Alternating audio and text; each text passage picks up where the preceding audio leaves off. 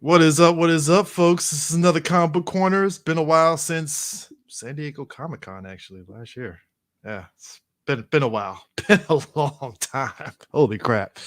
But brand new year, brand new year. How's everything going with you, Prime? Guten Tag, mein dudes, and konnichiwa, bitches. Everything it is what it is. Yeah, there's been a lot of things that's been happening in the comic book world on top of the usual shtick into it. But I'm gonna dive into comic books because I've been reading a lot, and one of the biggest things that's been happening. I think I talked about it early last year about it. John Ridley's Black Panther run is ending, and it's not that good.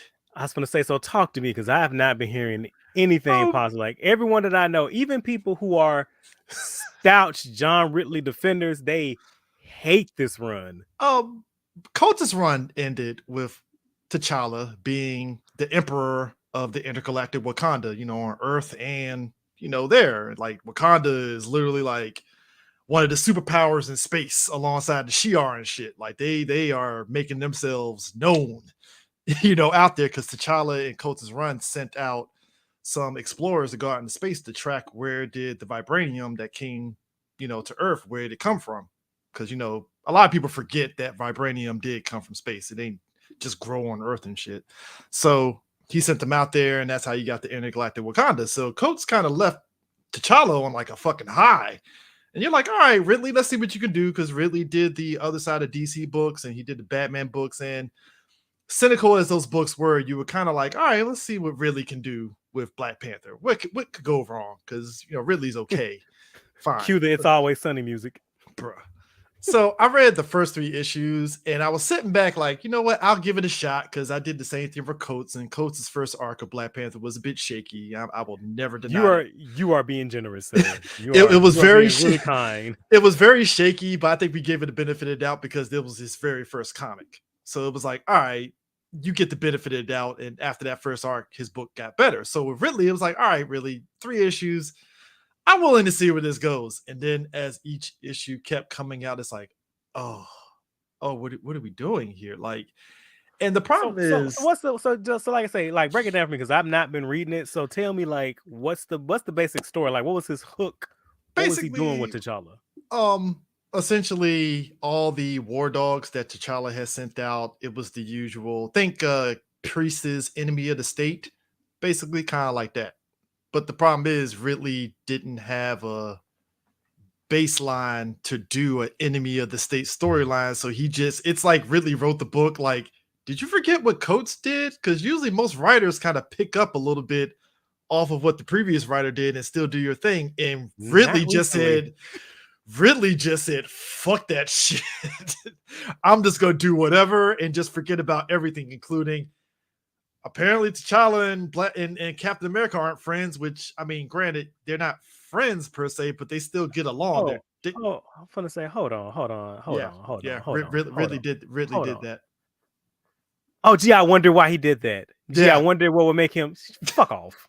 Fuck all the way Oh, off. apparently T'Challa had a long lost best friend, to which, if you know anything from Black Panther, there are plenty of characters that he could have gathered from previous runs that were longtime friends of T'Challa that you could have used, but you just picked some rando character that's brand new to be his long lost friend that was a war dog. And I'm like, okay, like, what's going on here? And then this is the one time that I could say that this wasn't fans cherry picking a panel from a comic.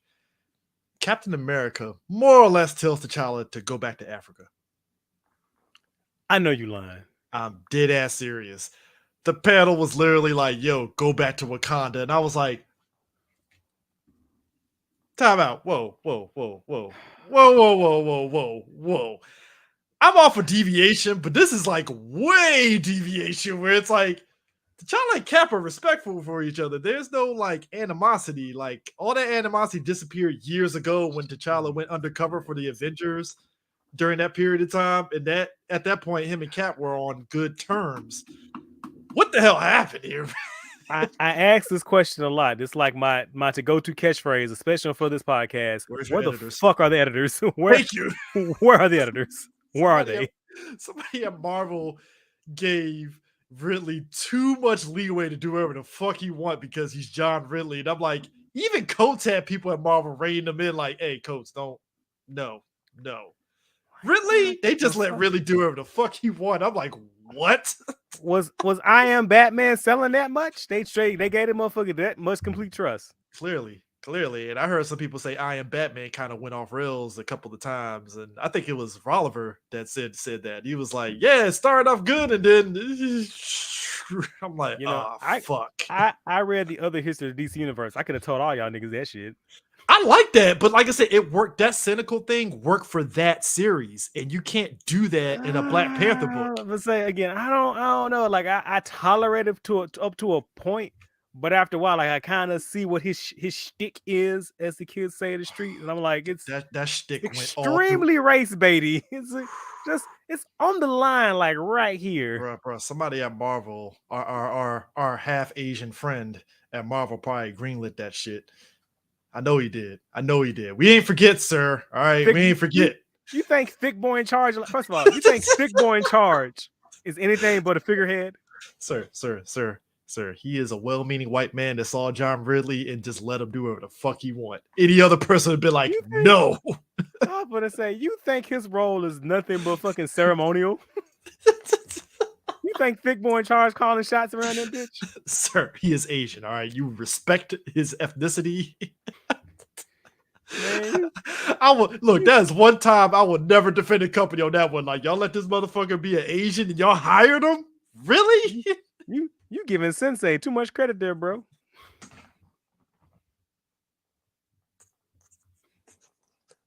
Stop it, Sensei. Bow to your Sensei. You giving him way too much.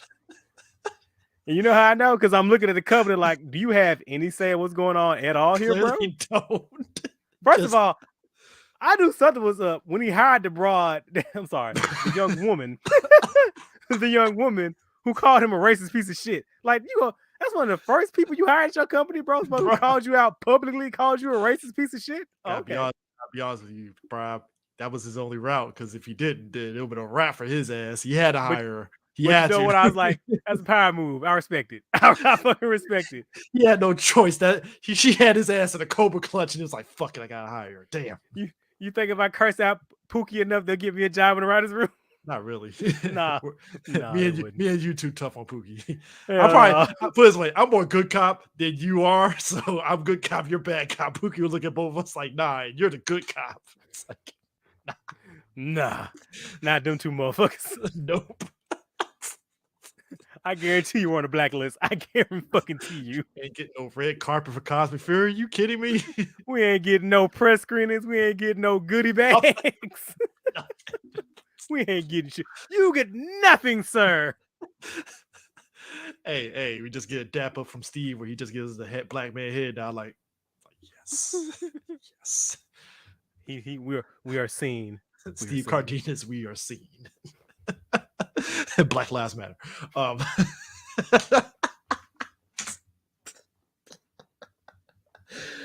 Oh my god. But nah, man, like, look, I'm glad they gave that motherfucker 12 issues. All of us were like, oh, thank God he's off the book.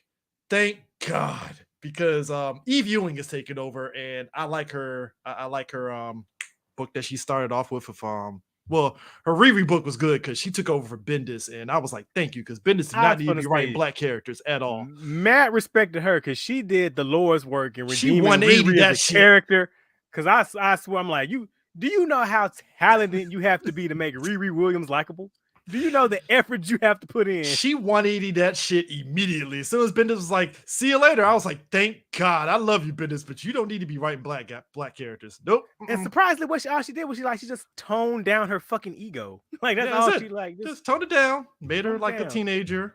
Good to go. And her Photon book, dope as hell. She's and funny enough, everybody was joking, but she is a Coates fangirl. She loves Coates. They both know each other and stuff. So I'm like, yeah, I see it, because funny enough, Coates was a Hickman fanboy. Like that dude fucking you see it when Coates writes. It's like, oh, he loves himself some Hickman to varying degrees of success. But I see it. He's not Hickman though, but okay. Yeah, it's like I see it, Coates. I get it. Hey, we all fanboy out on our favorite writers. I totally understand. Look, like I said, that's why I feel his Captain America run is a little bit more stronger than his Black Panther run. So, most definitely, I agree. so Without question. Eve Ewing is supposedly taking over the Black Panther book this summer, which I was like, thank God. Oh my God, thank God. So I'll be interested in seeing her take, as long as it's not gonna backseat T'Challa. I'm all on board. It sounds from because she did. But my spider sense is tingling, telling me T'Challa's about to get backseated. She did a 2.5-hour stream, kind of like talking about what she has planned for the Photon book and stuff. Like I said, it's 2 issues out for Photon so far, and it's pretty good at this stage. From the way she's talking, she's definitely trying to bring it back to basics with T'Challa, and it's kind of like I feel she's going to do this thing where she wants to have her cake and eat it too, where she's still going to focus T'Challa, but then there's that like I also want to talk about Wakanda too. So it's like, how are you going to balance that? That's my only curious. Like, if you're going to do that, like there has to be a balance, because you can't, like you said, you can't backseat T'Challa for Wakanda. And I get it, because you want to expand on that. I totally get it, but like maybe you need to get another writer to do a book to expand on that instead of just using the BP book to do everything. You know, I mean, I feel like it's a give and take. Like, obviously T'Challa has a really strong supporting cast, and obviously Wakanda as a concept is very interesting. A lot of people want to explore and inhabit and live in that world. But we have to remember whose name is on the book, and you have to give him time to be. Look, I say this a lot. You have to give whoever name is on the book, on the cover of the book, they have to have time to Dick Swain. They got to be the King Dingaling. Like, they can have all the cool supporting characters at the end of the day. But when push comes to shove, like, the book is about them, and they have to be about the book. Like, case in point, for example, Buffy the Vampire Slayer. She was surrounded by way more interesting characters. A great cast of characters like Willow, Giles, all of them fascinating. But when it came time for the King Dingaling moments, Buffy. They all went to Buffy. Yes. She's Buffy the Vampire Slayer, not Xander the Vampire Slayer. Right, not Dawn, not Anya. Not Willow the Witch, not Anya the Shopkeep. The show was called Buffy the Vampire Slayer. They got cool shit to do now, because you got to enrich your world. Yeah. But when it's time for the hero moments, the hero has to have time to shine. And that's why I'm hoping that with her taking over the book, they keep the Wakanda book going, because I like that book so far. Because the Wakanda book is basically about Wakanda and other characters. Like, Shuri's at the front of the book, but it's also about Shuri and the rest of Wakanda. So I'm like, I hope they keep that book going, and then you still do your Black Panther book. So that way you have like, all right, well, I have this book over here for Wakanda, and I got my Black Panther book over here, and just go from there. Because I mean, I think that's the better way to do it. Hopefully that Wakanda book is ongoing and not just a mini series, and then I'll be like, damn it. Because with Marvel, you can never tell, though. I mean, Marvel and DC are doing this thing of, from my understanding, they're doing it from a sort of cost thing where they start off as a mini series to see if there's an audience there, and then they'll keep the book going, kind of thing and stuff, and just renumber it. And then they don't ever tell us which one is like, oh, there's 2 issues, but this is a mini series. Oh, well, this is a mini series. Why is it ending at issue 3 though? That isn't typically mini series. There's a limited, like, 6 episode issues at least. Words mean things, or they used to in this industry. Used to.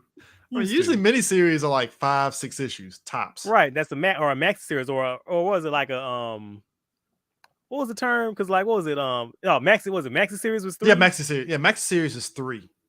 A mini series was like 5 or 6. Yeah, 5 or 6. A limited series was 12. Yes. Yeah, Black Adam, the recent Black Adam one that Priest wrote, oh my God. Where is that going? Because I'm not hearing good things about my guy Priest. I think I'm hearing he's gonna fall off now. My man pulled a by Odin's Fade with that book. With the I know you're lying. I'm dead ass serious. There's a panel. If I don't want to see it. Don't pull it up, please don't. Okay, never mind. Don't break my heart now. I don't want to see Priest. Hey, funny enough, somebody brought it up. Priest has had a history. It's weird because in his Deathstroke book, he wrote the young characters very well. So it was baffling for folks to be like, "Well, you wrote it good in this book. How did you fuck up in this?" Yes, in his Deathstroke book, he wrote one of the best Wallaces, and his his arc with him and Tanya were really good. Like this I fucking So love that Deathstroke book, man. yeah, so it was weird for folks to be like, well, how did you fuck this up with Black Adam? Like the hell? Like, and somebody was like, yeah, Priest, sometimes it happens. Like, and it's like, yeah, but you hate to see it. And I love Christopher Priest. I love him to death. It's just like, well, even your favorite writers tend to fuck up. I like Hickman too. He had a hiccup. I was gonna say I was just X of Swords. X of Swords. I love you, Hickman. Very ambitious. Didn't need to be that fucking long. I was just talking to some boys the other day. I was like, we all gotta have off days at work. We can't always have our A game. Look, Steven Spielberg has had off days. All right. George Lucas has had off days. All right. Guess what? They're still good directors. We love them. Just saying, it happens. All right. You're allowed. You give me quality. You're allowed to have a couple off days. It's all right. Hey, look. Right. Michael Jordan played for the Wizards. All right. We all can't be perfect. So I just watched Space Jam the other day. He's not an actor. He's not an actor. God bless him though. God bless him. And I love Michael Jordan. To be a Wizards fan and watch Jordan be like, oh, love you, MJ. Tears going down my eyes. Like, it ain't the same. The dream is dead. The dream is dead. We love you, Jordan. But nah, that one, the X-Men books. All right. So the recent event that happened a while back, Judgment, I actually liked it. I liked it way more than the previous one. Like I said, X of Swords, that fucking shit didn't. How is it that book reads that story reads so much better in trade paperback form than the singular issues? Because that's all they're doing they're writing for the trade. Like, I feel like the craft of serialized comic book storytelling is a dying breed. Like, I want you to right now, off the top of your head, name for me one single issue or 2-issue story from a recent comic book that you really liked. So that could be just read in those 1 or 2 issues and it's isolated and it's a good story. It'd probably just be the Power Rangers book, to be honest with you. I'm struggling. I think there was if you're talking Marvel DC, I would probably say Daredevil. Like 1 issue, 1-2 issues and done. Yeah, Daredevil, I'll probably say a couple of 2-3 issues they've done. But like I said, Daredevil's always been very consistent, shockingly, to this day. That's always been like the anomaly. This is like Daredevil. Maybe I would say, I would say the Shang-Chi book. Definitely. Like the one that they did coming off the movie was the Shang-Chi and the Oh, wasn't that written by the chick who cursed out Thick Boy? Yeah. I hate that book. I was like, the book was fine. Like, like I said, it ain't perfect. Don't get it twisted. But I can at least say, and I tell you why I fucking hated it. So, she clearly did not research Shang-Chi at all. Yeah, there are definitely some moments where I'm like, did that really happen? And I'm like, would he say, like, she did not have a grasp on that character's voice? And she gave an interview that I read after I read, I think, the first 2 issues. I was like, this doesn't feel right. And I read an interview that she did, and she kept talking about Shang-Chi when it was clearly, obviously, she didn't know who the fuck Shang-Chi was. And she said, he gives me like Big Brother vibes. And she was saying shit like she thinks he's like this, or she thinks, I'm like, what do you mean you think he's like this? Did you research the fucking character? Did you read any issues with the character in it? And that's the thing that and it's like with me, like I'm lenient, but even then I have to be like, maybe you should just don't do interviews, because I mean, it makes it to where it makes it harder for new writers to jump in, because people are going to presume that those new writers have the same mentality as this writer, and it's like not the case, because a lot of new writers do have an understanding of the history. There are some passionate writers out there. Bless them, they're doing the Lord's work, and you need to have your work pushed up, and we just see more of y'all out and less of whatever the fuck that shit was. And it fucks it up for those new writers, because people are going to have the perception that any new writer that jumps on a book, they have that same mentality, and maybe that's the nature of how social media is, because that's how people are thinking. And I get it. Like, if you're a fan of comic books, you're going to be very passionate and want something to be good, and then you hear that. Enjoyable. And like I always say, another one of my favorite sayings on this podcast is, your option is you can always shut the fuck up. That too. I mean, it's always an option. It always is and stuff. But yeah, so the Judgment arc that came out, it was the big event thing that brought in the Eternals, X-Men, and the Avengers, even though it really should have just been X-Men and Eternals only, because the Avengers are just there just because. But now I did thumbed through a couple of those issues, and I do know what happens at the end of it. And maybe I need to go back and read some of the tie-ins, but I do feel some type of way. It ended predictably, like I figured it was, in a way. I like the idea of it. I like the idea, just like I agree. the idea of the Eternals coming in and actually making do on the judgment of the whole entire Earth and basically pointing out the bullshit over the years. I And do like that. I do like the sass on that Earth made Eternal. I mean, yeah.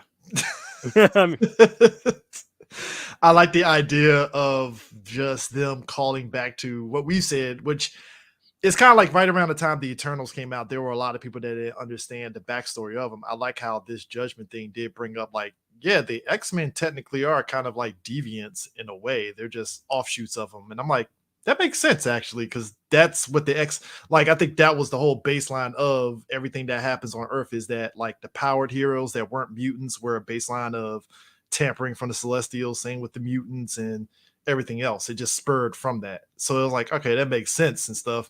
And the comeuppance of them getting on the X-Men for, oh, you have resurrection protocols. You're really kind of fucking this up. No, you're not supposed to have this. Which kind of spurs into what's happening now with the whole Sinister thing, which I'm like, can we get a moment of just regular issues before we dive into another event? Like, no, we please, gotta sell books. like, can I get 5 issues before we start diving into something else? Like, I would really like that. Like, and I get it. It's an X-Men only event. I totally get it. But it's like, how about you don't make an event and just make it an ongoing story and just leave it at that? Now I popped smoking X-Men, many months back. So is Sinister finally doing his machinations? Can I finally jump back in? Yeah, he's doing his machinations. The big reveal. Spoilers. At the end of, I think, was it the Uncanny X-Men book? Xavier pops off his helmet and he has the Mr. Sinister jewel in his head, which could imply that either Sinister has control of him or Xavier has more so control over what Sinister was trying, which I think a lot of us knew from the time of House of X. We looked at Xavier, Moira, and Mags like, you trust Sinister? I just want to say, now you gave him complete no control safeguards, no genetic makeup and shit. Like he has the DNA banks, and y'all let him have just free roam of that shit.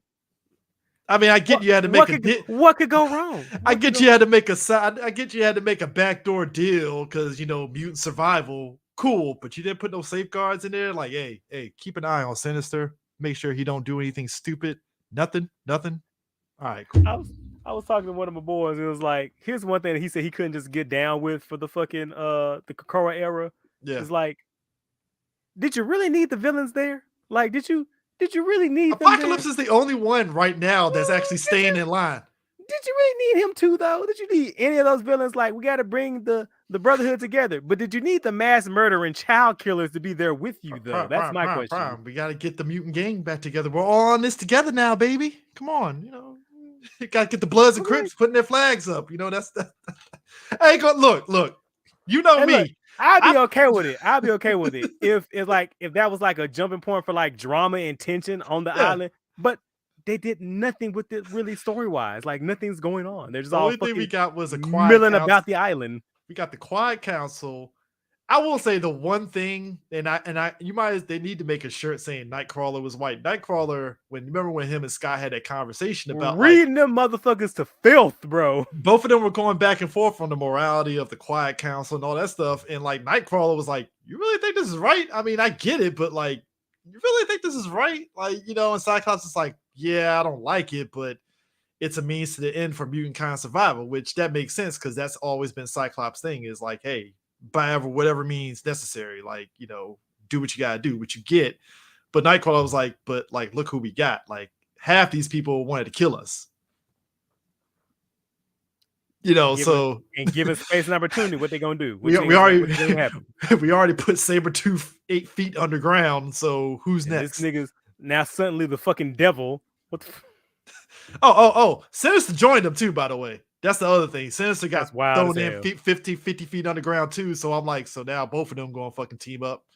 you already know the deal with that shit. That's So wild. I'm That's like, fucking wild. and then on top of that, so you remember earlier on, which when they revealed earlier on House of X, Power of X about the resurrection protocols when Wolverine and them took out that group that had those Sentinels and shit on the sun. Mm-hmm. So that group apparently got Stark Tech technology now. So now we have Sentinels with Stark Tech technology now, which even arises more problems, which kind of goes into one of the futures that Moira had, where it was like advanced Sentinels, and I'm like, So shit. say that's that's one thing I appreciate about the Marvel future, like the Sentinel Ultron takeover. That shit is inevitable. It's happening. Yeah. So it's that's because future, baby. it ties into Iron Man's book where it was like that group basically kind of hostile took over Tony's company and shit from underneath his nose, and now they have his tech. And I was like, fuck. One of the futures that Moira lived through is about to happen. I think that is like that's the end goal. We're going to that future where the Sentinels had taken over, and it's the machinist supremacy. Mm-hmm. Like I think that's the end goal. Well, that's what I suspect Hickman was leading up to before he also popped smoke. Yeah. Because I think that's the next story is Fall of X apparently. So I'm like, So yeah. Hey, look, I was all hype for.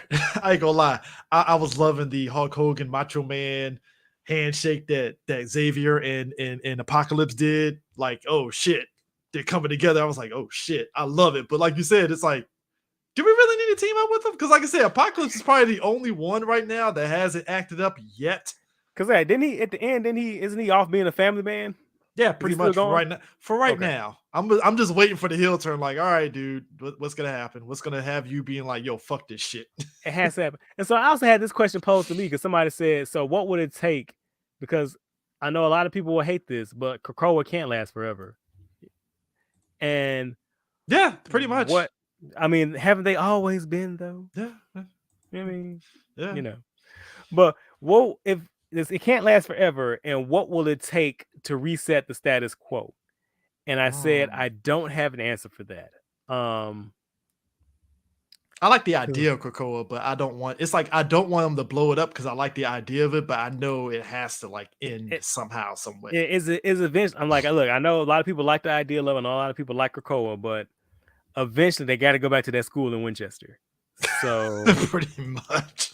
It's gonna happen eventually. It's just how do you take that road to get back there? Is my question. Yeah, gotta talk to Hickman on that one because once he's done with that one, he's popping smoke and he's gonna move on to something else for Marvel. Which I thought he'd been gone. He's been gone, but he's still kind of like there in the background. Kind of like executive producer status where he'll just pop in and be like, "What's going on here? All right, cool. Y'all kind of follow my Bible. All right, cool, and that's it." Which I wouldn't be surprised. Look, I have a prediction. He's gonna come back and like we're gonna get like a Hickman Iron Man or some shit. I would love for him to come fix it. Like, I would love for him to come do his finale. I said it so wrong. I didn't mean fix it. Is there a finale to Hickman? Because that man has seeded so much shit that has like went through so much stuff in Marvel. It's ridiculous. I would just love for him to come back through to the X-Men and wrap up the story like his way, like he wanted to end the story in his own way. Because like, say what you want to, but man, Secret Wars, that was worth the fucking ride. Yeah, didn't need that extra issue, but it was worth the ride. Like reading his Fantastic Four, reading his Avengers, all that shit having it all come together.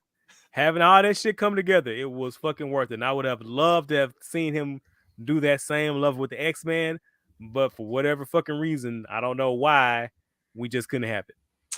Hey, like you said, players fuck up. It just is what it is, It's just all right, cool. We'll see what happens and stuff. I know on the DC side of things, Wally West is supposedly making another comeback. I don't know if you heard that or not.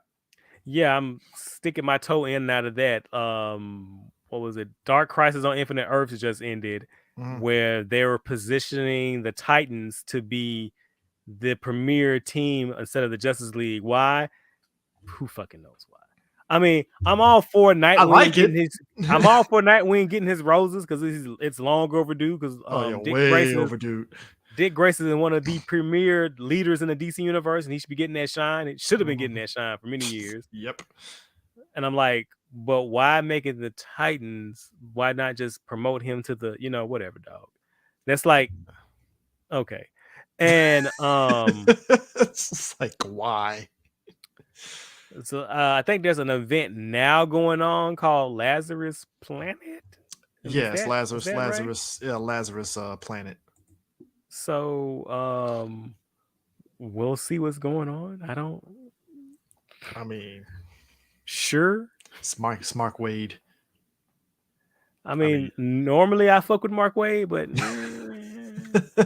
I'm like, I mean, when your whole gist of your whole story with Lazarus Allen is magical chaos, and I'm like, so we're getting Justice League like, Dark at this but say, epicenter of it. All right, didn't we cool. just do that with the fucking witching hour? Like, didn't that just happen? But Prime, we need more magic shenanigans. Sure. Keep the You know party what? You going. know what?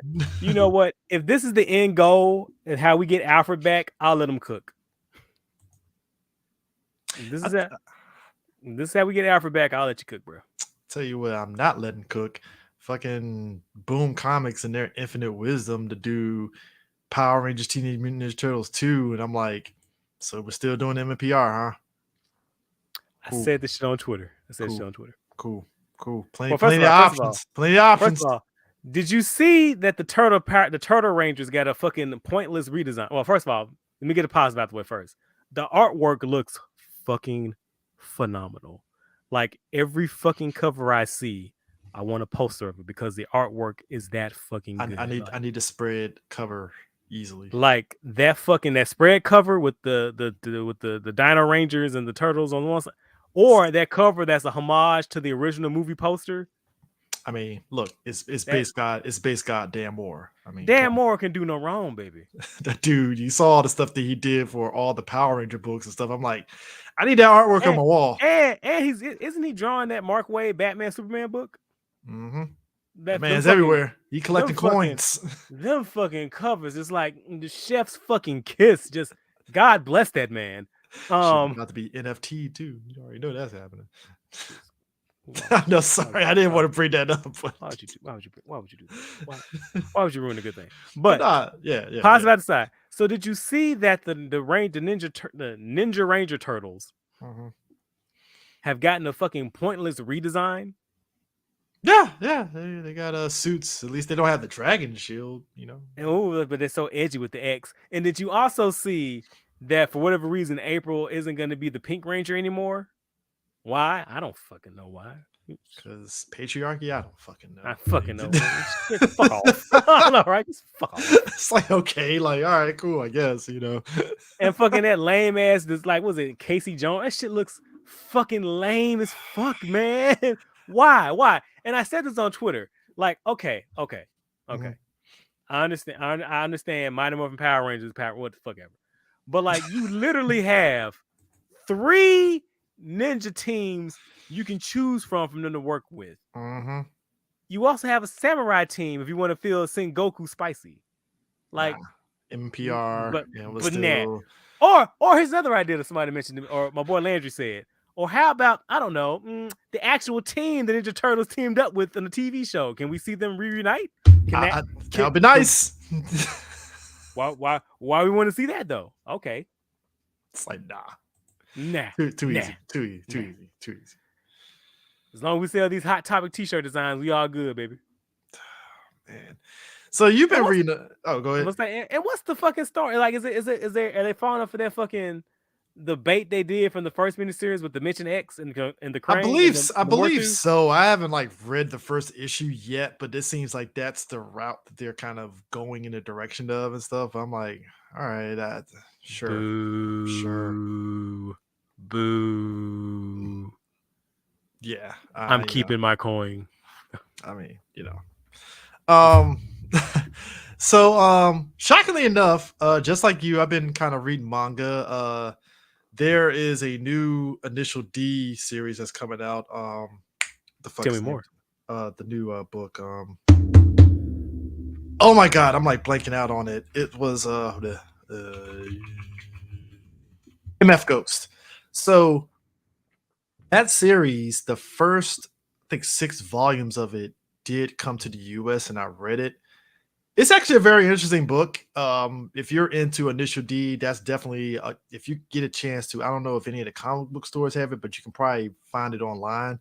Definitely check that out. I've been reading that just to kind of get a vibe for when the anime comes out and stuff. Because Initial D is one of those things, just like Wong at Midnight. Like I enjoy it, but it's that typical melodrama of like it's more about the cars driving, but there's other bullshit anime melodrama in it, and it's like, all right, fine. I was like, it's a thing about black guys who are in anime at about our age bracket. You just you had to be there. You had to be there for it and stuff. So MF Ghost was right up my alley easily and stuff. And I am just catching up on the Bleach manga finally because the new anime is out now. So I'm like, all right, I guess I gotta pass it all and stuff. Whenever I watched it with the woman, because I've read all the Bleach like years ago. Oh yeah, all right. And so I'm sitting there and I'm watching it with the woman, and she is pressed and she is like stressed the fuck out, and I'm just sitting there like, I already know what happens. I know how this unfolds. And she's like, so you sitting there this whole time? Yes, I am. Indeed, I am. How you think us Attack on Titan fans that read the manga and know how it ends feel when they're already on part 3 of the final season of Attack on Titans, and I'm just sitting back like, I cannot. So we're just milking this shit, right? All right. Sure. I cannot wait until the anime only gets to that ending, because I'm going to get popcorn and a fucking Coca-Cola, and I'm just gonna scroll through the timeline the whole day. Did you have popcorn for that JoJo ending? I didn't see a lot. Maybe it's my timeline. I didn't see a lot of uproar on it, so maybe I missed something. Was there a lot of uproar on that JoJo ending when it finally hit Netflix? Bro, not really. Because I'm also, to be honest, I didn't get a lot of the shit that I was expecting for Stone Ocean. So either Netflix successfully killed the JoJo train. You know why? Because of the release schedule. That's probably what it is. Right. Or, we all just read the manga, so we're all just sitting here like, indeed. Chaos. Is it going to happen? Nothing. Yes. I know you were kind of like, no chaos. Right. I was like, where the fuck? Because I was bracing myself for the think pieces. Because I was sitting there like, oh my God, we needed the Ku Klux Klan episode. Oh my God. Oh my God. No think pieces. Shocking. But surprisingly, did you see they edited out the Klan? Hey, what's up, man? Chocolate. That was like, I was like, Prime, what happened? Nobody. JoJo just, it's like, and again, it's Netflix's release schedule for anime. They did, if it was on Hulu, it'll probably got more uproar because Hulu is at least simulcasting the shit. So it's like, oh, that shit would have been like, because each week Bleach was fucking trending. Bleach Mondays was a thing, and I love to see it. Defund anime off Netflix. How about that? Please remove. And I please don't. I know they're going to, but I would rather they not get Steel Ball Run. I would rather that not happen if I had a say in the matter. I don't, but I said if I did. Netflix got money unless Crunchyroll jumps in and says, hold on now, we got this. I doubt it. I mean, it's like everybody freaked out because Bleach is on Disney Plus, and I'm like, guys, that's like overseas Disney Plus. Like, that's Hulu here. Like, stop. The mouse did not take anime from you guys. Stop it. All right. Although I felt really bad when I saw that Crunchyroll had to delist all their Bleach videos. I was like, man, the history there, bro. Oh no. That just firmly reminds me of, again, I'm gonna always reiterate this to folks. There was an anime war between Nickelodeon and Disney at one point. I'm just saying that happened for a brief period of like a year, and it was hilarious. Digimon and Beyblade on the front line. DBZ on Nickelodeon side, it was a war. Meanwhile, Cartoon Network was like, the fuck why am I getting called out in this shit? For the same motherfucker, we been held the street down. What the fuck you mean? It's like Cartoon Network was catching strays for no reason. Tom sitting on the absolution like, what the fuck? What did I do? What did they say fuck me for? Because number one, I gotta be real. Disney did look much like Disney was with Power Rangers. Disney gave a shit about fucking anime. It was just content for them for Disney XD. What was that fucking block called? Disney XD. No. I'm not the anime one that was on ABC Family. Shit. Was it Moto Jetix? or no? Jetix was the action block. What was the specific anime? Because I can see the bumper in my mind because it used like it was like a white background with katakana and kanji. I can hear the announcer's Magoozies or voice. something. Not Magoozie. That was Cartoon Network. That was Cartoon Network. That was their kids. That was their preschooler Yeah. block. Shit. Damn, somebody help me out. Somebody help me out. What was that fucking block called? Because it aired Digimon, Metabots. Fuck. Oh, that was on ABC Family, right? Yeah, or ABC Family. I have to just type in Metabox and see if it just pops up. Man, it wasn't fucking Jetix. I know it was Jetix, but they had like specific because that's where Digimon Frontier first aired, I believe. Yeah, because it was like was it Metabots Jetix in second season, ABC Family from 2002. Damn, they don't say it. Maybe I'm making some shit up then. Fuck. You might not be, you might be wrong, but I know what you're talking about though. I definitely know what you're talking about. Because that was that whole I guarantee you I got some of that shit recorded downstairs on some VHS tapes. No, I know I'm not crazy, bro. Well, I mean, I'm crazy, but I'm not I'm not that crazy. I know Kerblog? No, Made in Japan block. That might have been block, Super Action block. That might have been it, made because it had Beyblade V Revolution. Yep, that's it. Made in Japan. Yeah, Yes. Fuck. Yeah, is this the buff I'm thinking about? Yeah, I think it is. Yeah. And the thing of it is too, it was weird because nope, that's not it. Cartoon Network had Naruto. Disney exclusively had Naruto Shippuden. That I remember because that was like if you wanted to watch Naruto Shippuden, you had to watch Disney for that shit on XD. And then on Nickelodeon side, they were like, "Well, we got Dragon Ball Z Kai. Fuck you, Disney." And it's like, the hell, like y'all didn't care about anime until you got DBZ, and then even then y'all edited the shit out of this stuff. So made Popo blue for no fuck. Well, I mean, I get it. Purple. It was purple. Was blue. Blue. Who did purple, Mr. Popo? That was Saban. That's Saban. Okay, Saban. Yeah, Saban. But yeah, like I said, Cartoon Network was just catching strays for no reason, and they were over there airing fucking what was the name of that Dot Hack series on there? All the Dot Hacks. That was kind of a shocker. Cartoon Network really did air all the Dot Hack animes. Low key, they say, hey, what? We had Zoids Chaotic Century, baby. We were holding down the streets, dog. That series was ahead of its time. The fact that you can play all those PS2 games and you can carry over that shit to the next game, that was a game changer. I had a friend in college who played all them shits, and by the time he got to the last game, he was like OP as fuck.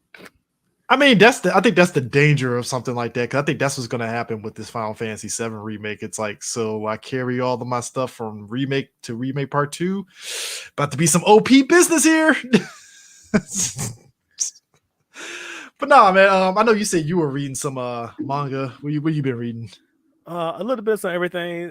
So I started picking up Kaiju number 8, which is a very interesting manga because it asks the question, what if Godzilla was also Ultraman?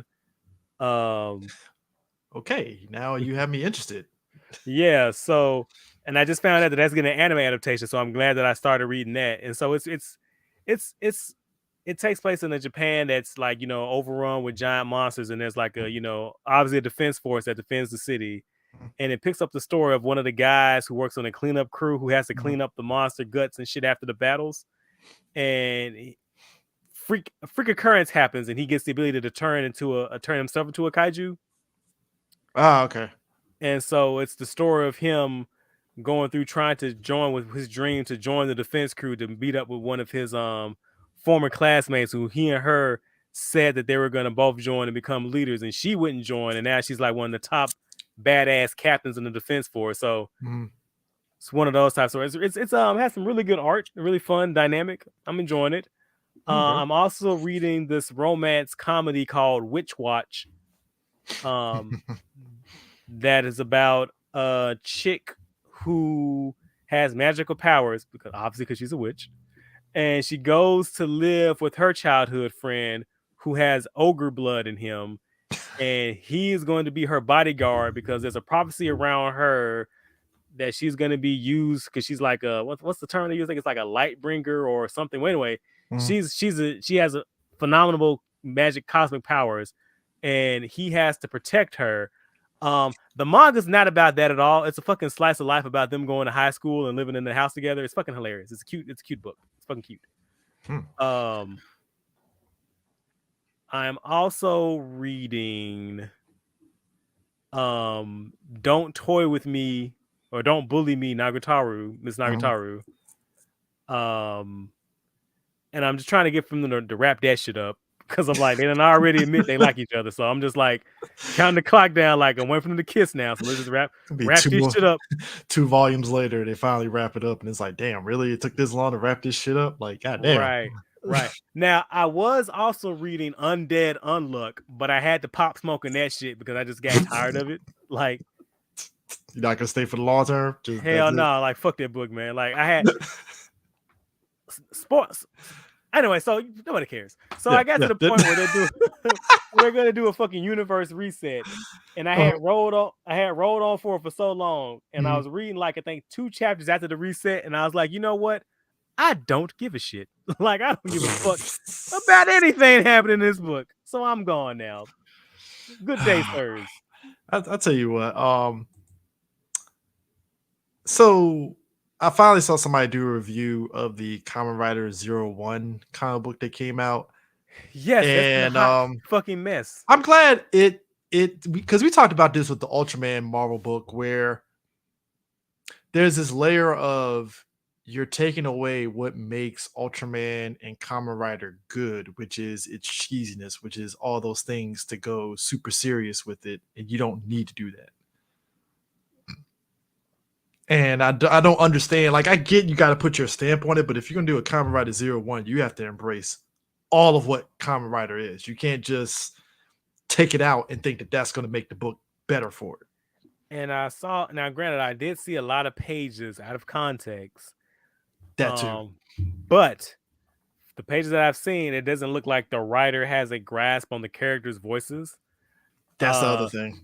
Because he had Vulcan talking about like discipline and shit, and I'm like, did you watch the show, my guy? I don't think you watched it, sir. Vulcan is not about the discipline, sir. He is not about that man. That man is a ball of fucking rage and undisciplined. So like, that dude literally said "fuck your rules" and forcibly opened up that fucking key to transform. Like, and I feel like the only reason that you could make that assumption is like you see an Asian cop and you're like, well, obviously he has to be, obviously has to be a stereotype, right? See, I wasn't gonna go that far, but you're right. Because I mean, that's the only logical fucking explanation that I can derive from that shit. Yeah, I mean, yeah, and it was kind of the same thing that happened with the Ultraman book, where it's like reading all those issues for the book. It was very much like, I get your earnest to want to really get people into Ultraman, but you have to embrace everything about Ultraman top to bottom. You have to. And I think, oh boy, with the Ultraman book, I feel like he thinks what he's doing is like so much better. Like he's like, I'm elevating it. I'm elevating. No, your shit sucks, bro. It's trash. It's fucking garbage. Yeah, like I said, the American experiment of trying to help Supro get Ultraman in there is still shaky on the comic book front, even though Supro is still getting Ultraman here. But we'll talk about it more for Metacast on that end on that one. But on the comic book front, it's like you gotta get people that actually know the material instead of and again. You know what? I would even say that like it's get people who would at least be able to like research the material. Like I tell the story a lot, but like the folks who did G Gundam, like they didn't know they didn't really work with Gundam or really work with Mecha, but like they found out. Yeah. You can Wikipedia and Google are free. Fan sites are free. There are literally YouTube channels devoted to shit. You can just sit there and watch those. It's okay. It's fine. Yeah, definitely. Yeah, I think Brandon Easton is doing the Kamen Rider 01 thing, which that's kind of hurts my soul. I'm like, and I like Brandon Easton. And didn't he say he was a fan? Like, didn't he have like a panel where he talked about? And I'm like, how? Yeah. That hurt me. Like I said, is your editor too involved?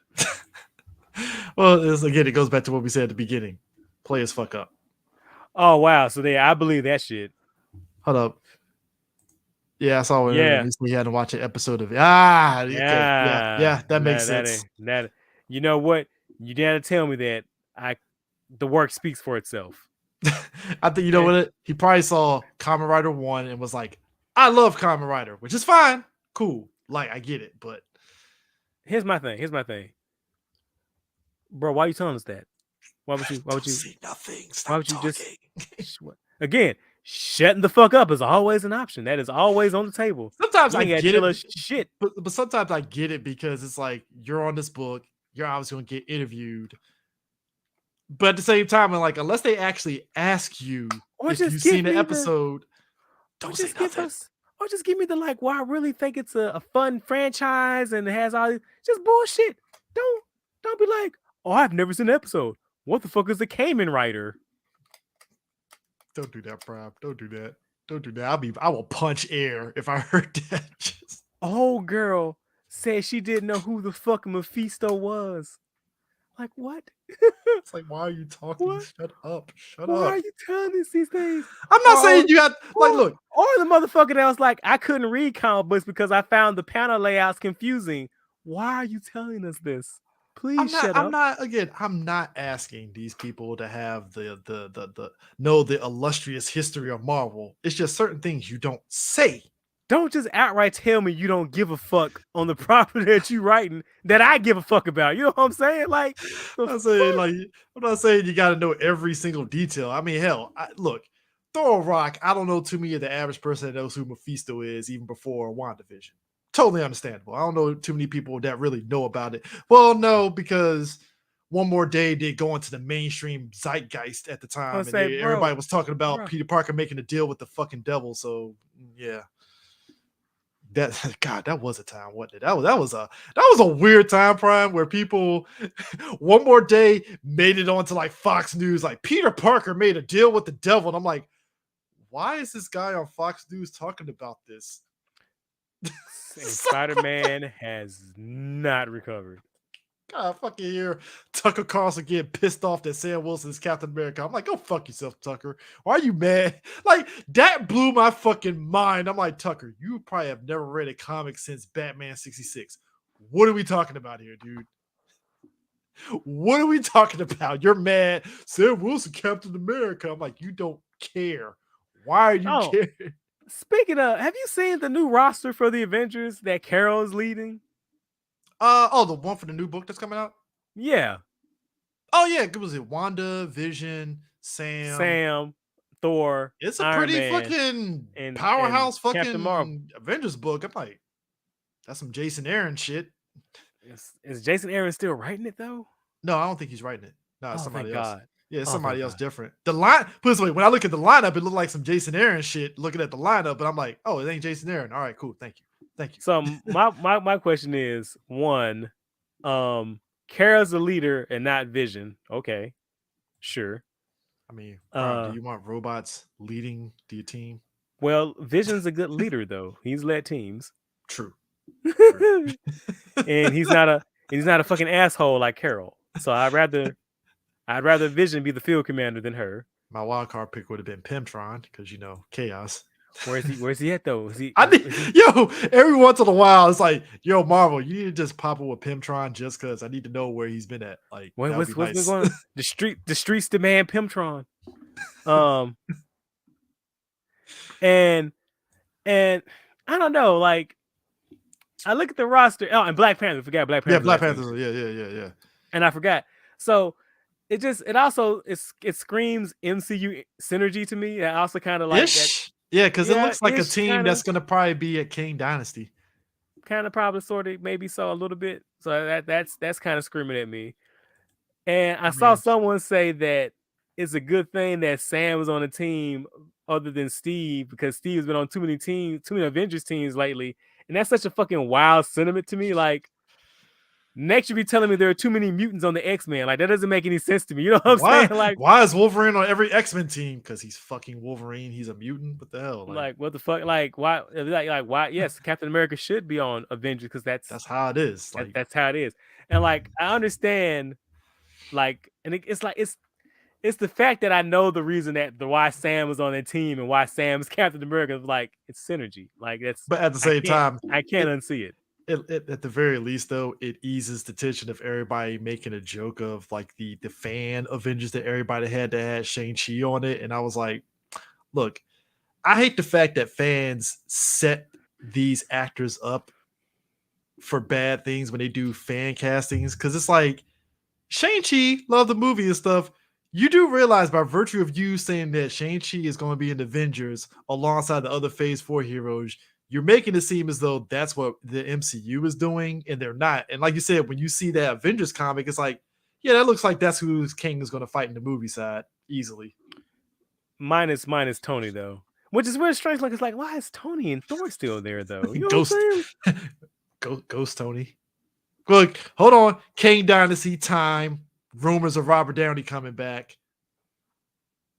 Rumors. I take rumors with a grain of fucking salt because that could be anything. What's that fucking picture? That's bullshit, but I believe it. I mean, I believe Thor because Thor is still kicking and stuff. Which I think this might be his hurrah out. As I'm like, Godspeed to you, Thor. Godspeed. All I'm saying is, I love you, Taka. Get Taco away from Thor. I say this a lot. Motherfucking Taika Waititi did to Thor what y'all claim Snyder did to Super. About equal. You're muted. Uh-oh. Okay, there it is. Look at that. Don't even want me to shine. Ain't that some shit? But yeah, like he did the shit. He did Thor so fucking dirty, bro. Dude, you know what it was? Taka is what you just said. Taka, shut the fuck up. Shut up. We would have tolerated everything about that movie if you just shut the hell up and don't say nothing. Stop talking. Just let it, bro. But like you said, it is. Put it this way, I feel this is a good kind of synergy, but I'm hoping that I forgot who's writing this new Avengers book. I'm hoping it's actually pretty good. Says it's Jed McKay and AF something on art. Oh yeah, because she that's who it was. Because she's hold up. Because no, that's not no. Because there's a different one. Because there's a Storm. Okay, there's a new Storm solo book coming out, and I forgot the name of the writer, but she was the editor way back during the Claremont era of X-Men books. Not Ann Nocenti. I think it is her. They still giving her work? Yeah, they giving. She's on the Storm book. Yeah, Really? she's on the Storm solo book. It's a punk era Storm, which it looks like it's one of those kind of like. I mean, what would you call Marvel doing these kind of books? Kind of like Elseworld kind of stuff, because Punk Storm hasn't been relevant in a while. Like, or is it that those books that they were doing that were like the old creative teams like picking up the stories where they left off and didn't get a chance to finish? That's what it looks like. Because if they're going back to Punk era Storm, it looks like she's kind of like doing a story from that Claremont-esque era kind of thing. That's what it looks like, at least. So, I'm happy for her. Like I said, it's been a while since she's been in the saddle of writing comic books, but at least there's experience there. That's what it sounds like. Cause it's like, yeah, she's been out the game for a while, but yeah, I'm kind of glad Jason Aaron is off the Avengers. Cause I was like, bruh, like you need to rest, Jason. Just go home, be a family man for a minute, take a break. I'm gonna say, man, what you fucking say? It's like, what are we doing here? Like, come on. But yeah, I'm content with it. I will say this, like the Sam Wilson Captain America book that's out right now is actually pretty good.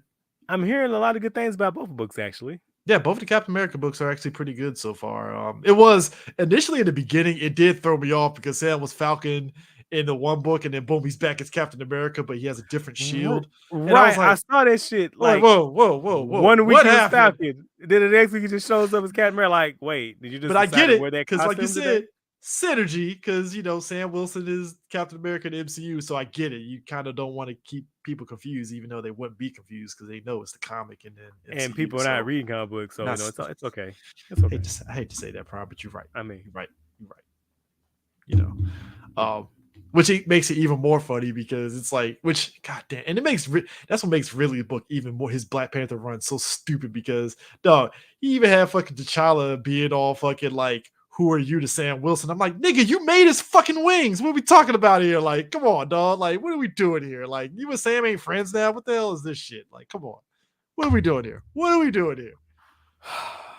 It's so fucking frustrating, bro. It really is frustrating. I'm like, come on, man. Like, this is.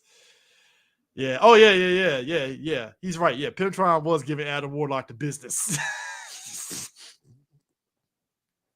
God bless Pimtron. God bless him. Yeah. Meanwhile, on the movie side of things, about to see Black Man beat the shit out of fucking Scott Lang in the fucking Ant-Man movie. Hold on, did you see that leak roster they talked about that would be the movie's Avengers? Where it was like, was it Ant-Man, Wasp, Shang-Chi, Shuri? Yeah, that's the one I was telling you about, and everybody was joking, and I was like, "Oh, you set these people up for failure." I'm gonna say, bro, if those are the Avengers, they getting power fucking washed. And even and here's the thing, even if it's the ones from the comics for the synergy, Kang is still fucking putting in work on them. Like, I hope people understand that, especially these versions, bro. It's like, you know, like Kang, even in the comics, Kang was putting. Look, you remember fucking, was it Avengers Earth's Mightiest Heroes? He was beating the shit out of motherfuckers in that one. That I was just about to say that because I'm thinking about his appearance in Loki, and I was thinking about being so disappointed because that's the Kang I was thinking in my brain. Shall not be named or whatever. Right. Because that's the version of Kang I had in my mind. I was like expecting that shit, and it's like, oh, he's a fucking clown. Oh, and then okay. And then Quantumania, we get the actual Kang, and I'm like, this motherfucker pulled a Tekken win thing where he just cracks fucking damn Scott Lang's helmet. I was like, holy shit! Like, Scott, you might die. Yet. It's like Scott might die. Prime. I'm like, yo, Black History Month. We're about to get a black man beating the shit out of fucking Scott Lang. Like, goddamn. Like, all right, shit. You know, I'll allow it. I'll take it. I mean, look, hey, it is what it is and stuff. I'm definitely curious to see what Quantumania looks like. I know a lot of people were kind of it's low res versions of MODOK, but from what all intents and purposes, like we're actually getting a MODOK that actually looks pretty decent. But I'm waiting for the jury out on that one when the movie comes out proper, because you know, low res screens of it ain't doing it any sort of justice and stuff. I'm also gonna be honest, man. I can't be that excited about MODOK because everybody wants to see him fight. They're gone now. I'm like, I don't care. It's like, hey, I want the Illuminati. Well, you know, T'Challa's kind of gone unless, you know, you age up. You know, the kid T'Challa at the end of Wakanda Forever. Yeah, I'm not gonna see MODOK with the Mandarin fighting Iron Man, so I don't give a fuck. Whatever. Who cares?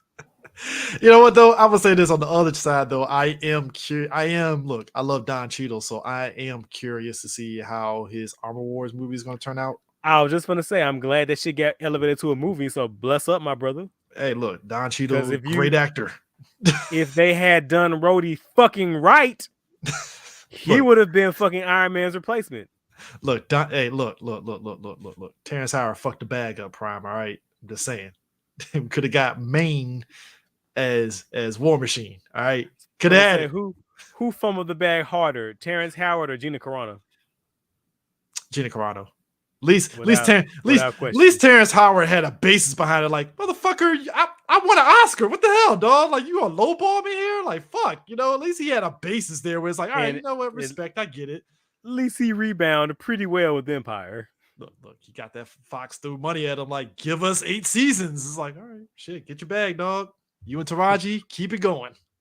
Meanwhile, old girl, was it $800 total? Domestic. Doing fucking fantastic. Doing alt-right moves with Kevin Sorbo. What the fuck's wrong with you? Where'd to go? You could have been. You were finna have a. I know. You know what? They were giving her own fucking show. She's gonna have a whole Star Wars universe built around her. She had a toy line. She about to get some toys, bro. I'll be lying awake in bed at night, mad as hell at myself. But like, you dumb bitch. You stupid bitch. Was it worth going on Joe Rogan for this shit, Gina? Was it? Ben Shapiro may be as tall as Baby Yoda, but he ain't give me Baby Yoda fucking money. Ain't that some bullshit? Dude, and they got the nerve to go at this there was this black journalist that was like that literally didn't even at Gina Carano in a tweet, was like, man, Gina Carano really fumbled the bag, and Gina Carano started a fight with them, and I'm like, Cause she was in her fucking feelings. thank you. Fucking hilarious. Mad as Like, hell. I was like, he's right. Like, dog, you fumbled the bag. All you had to do was shut the fuck up and keep that shit to yourself. Like, come on, it's not that hard. You could have just shut up and not said nothing. Keep that Nothing. shit to yourself. You had the bag secured.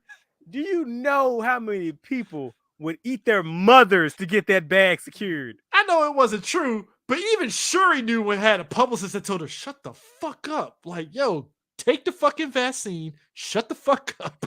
Right. Like, what's it? Wakanda Bitch, forever and get Bitch. out there. take the L. But take the L. Take the L. Take the L. Just say Wakanda forever and go out there and play. Do what you Shut the hell gotta- up. Put on those cat ears and you shut your fucking mouth. Exactly. But I Again, want to. I don't know how true it is, but delete your Twitter account. You ain't saying a motherfucking thing. that's a case of she has good publicists that probably told her, hey, ease up. Get off Twitter. Do the Well, that's movie. the thing. Shut That's the up. thing. That's the thing. Black people, we're gonna have at least one or two people that be like, dog, come on. Shut up. I know, No. put it this way. I know Kugler probably got at her. Her parents probably got on her. And then finally Kevin Feige was like, what are we doing here? What are we doing here? Bro, Really? bro. Really? Come on. Shut Come on. as always on the table.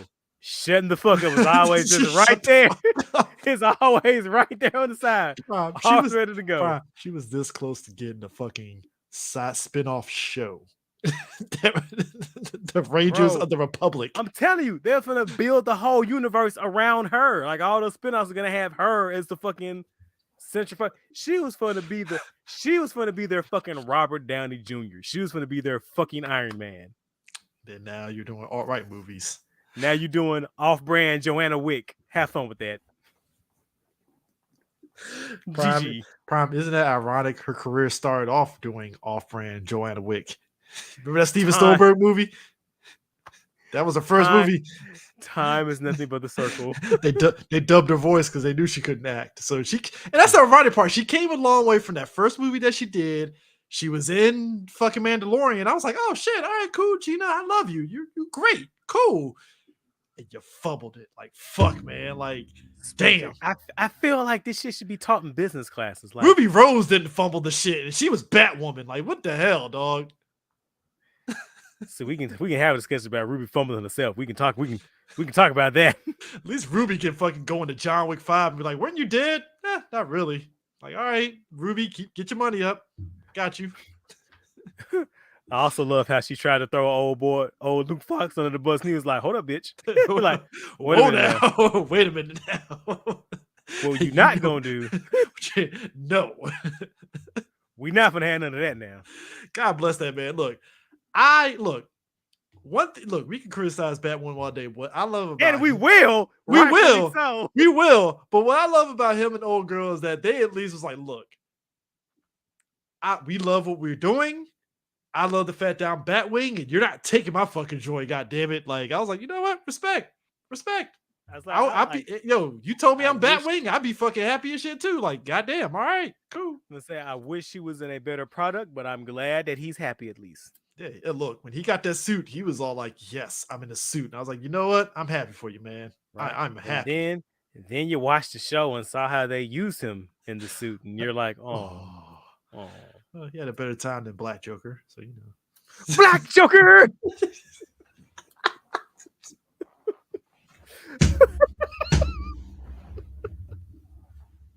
Did it.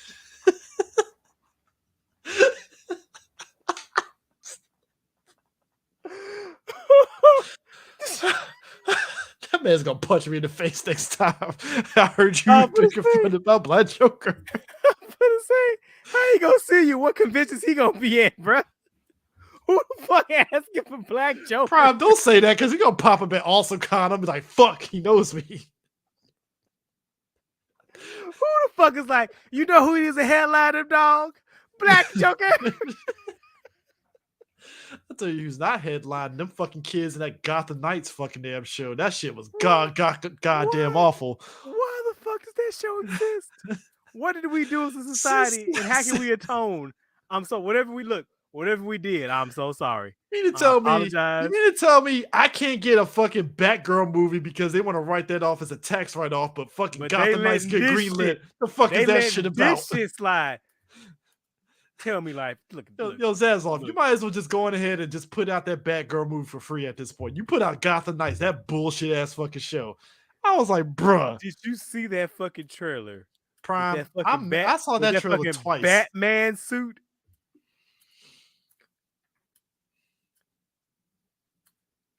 I'd rather watch Supergirl than watch Gotham Knights. At least Supergirl had Martian Manhunter. Yes. Like, An old girl played Dreamer. At Yeah. least it has something for you to watch. and Dreamer's in the DC Comics now, and I'm happy for her. And I heard that she's doing it up. I'm like, Yeah. I'm out of all the things you could have brought from the CW, at least you brought something. And she, good. yeah, she's supposed to be in Superman and Lois. And I was like, hell yeah, cool. You know, I'm like, shit. Which, but how?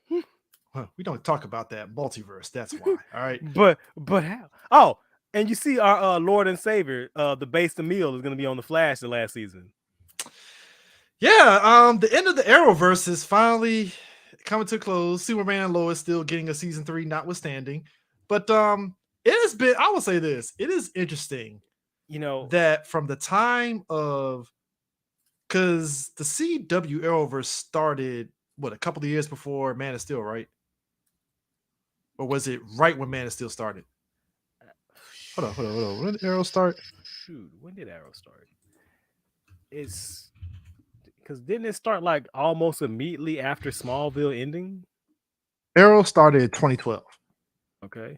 Man Steel came out in 2012. I think. Okay, so it started right at the end of 2012, right? It is amazing to me. Arrow started 2013, man. Okay, 2013. Yeah, 2012 was the pilot because I remember when that leaked out of San Diego Comic-Con. I was like, the fuck is this? Green Arrow Batman? Like, all right, whatever, cool. I'll watch it. Because I also remember people thought it was gonna be Smallville's Green Arrow getting the show. And Well, they remember, decided Pepper's Farm remembers when Wizard Magazine threw out the rumor that he was getting his own TV show. And you know what? Funny enough, I didn't hate his Green Arrow. Like, if I gotta be honest with you, I really didn't. I didn't mind it. It was. I didn't like the precedence that he started where Oliver couldn't be with his fucking wife from the comic book. Like, that doesn't make any goddamn sense They to were me. teasing that relationship very hard in Smallville for a brief moment, and I was like, Oh, so... she was flirting. He wasn't picking up though, because he was like, I gotta get that cult leader though. I want Allison Mack. I don't want you. I'm mad you call it a cult leader, Prime. That's very apt. I have to call a spade, sir. She is what she is. Hey, look, I like how Michael Rosenbaum's podcast, him and Welling. To their credit, they were talking around that shit. Like, yeah, Allison, she was a nice girl. It's kind of unfortunate what happened to her, you know. I'm gonna say they're clearly not you or I, because we would have been clowning the absolute fuck. Especially if I knew you. Oh, hell no, it's over. Look, that was their co-workers, so they're being very respectful. I totally get it. You gotta be professional. I totally understand. I'm not even gonna knock it. Like That's your co-worker. I understand. Couldn't be me though. Man, look, when that news came out, I went from like, oh shit, to she getting these jokes.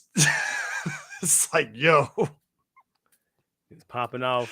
dog, It's like, don't leave the Kool-Aid around Allison. You know, things might happen. I don't understand that Gotham Knights trailer. What is with this fascination of just between Titan's interpretation of Batman being a more piece of shit than what he is in the comics to the Bat family, and now Gotham Knights where it's like, so Batman just get killed. Like, you skipped a step. You skipped Batwoman. Batman just disappeared. Just vamping out saying fuck all that shit. And that's not even talking about the Gotham Knights video game, which I'm like, what could have been?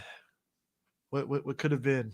Oh, I refuse. That's it. I said no, thank you. I saw that and I was like, I went from, I remember being hyped for it, and then as it kept going, I was like, oh no, oh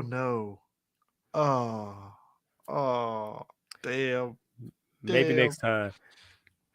I'll say that first, shit then and also speaking of that shit, let's pour one out for everybody who's still playing Marvel's Avengers. The game finally shutting down. It's gonna stop getting updates in what, March? Yeah, live service games need to end because Avengers is a classic case of it didn't need to be live service.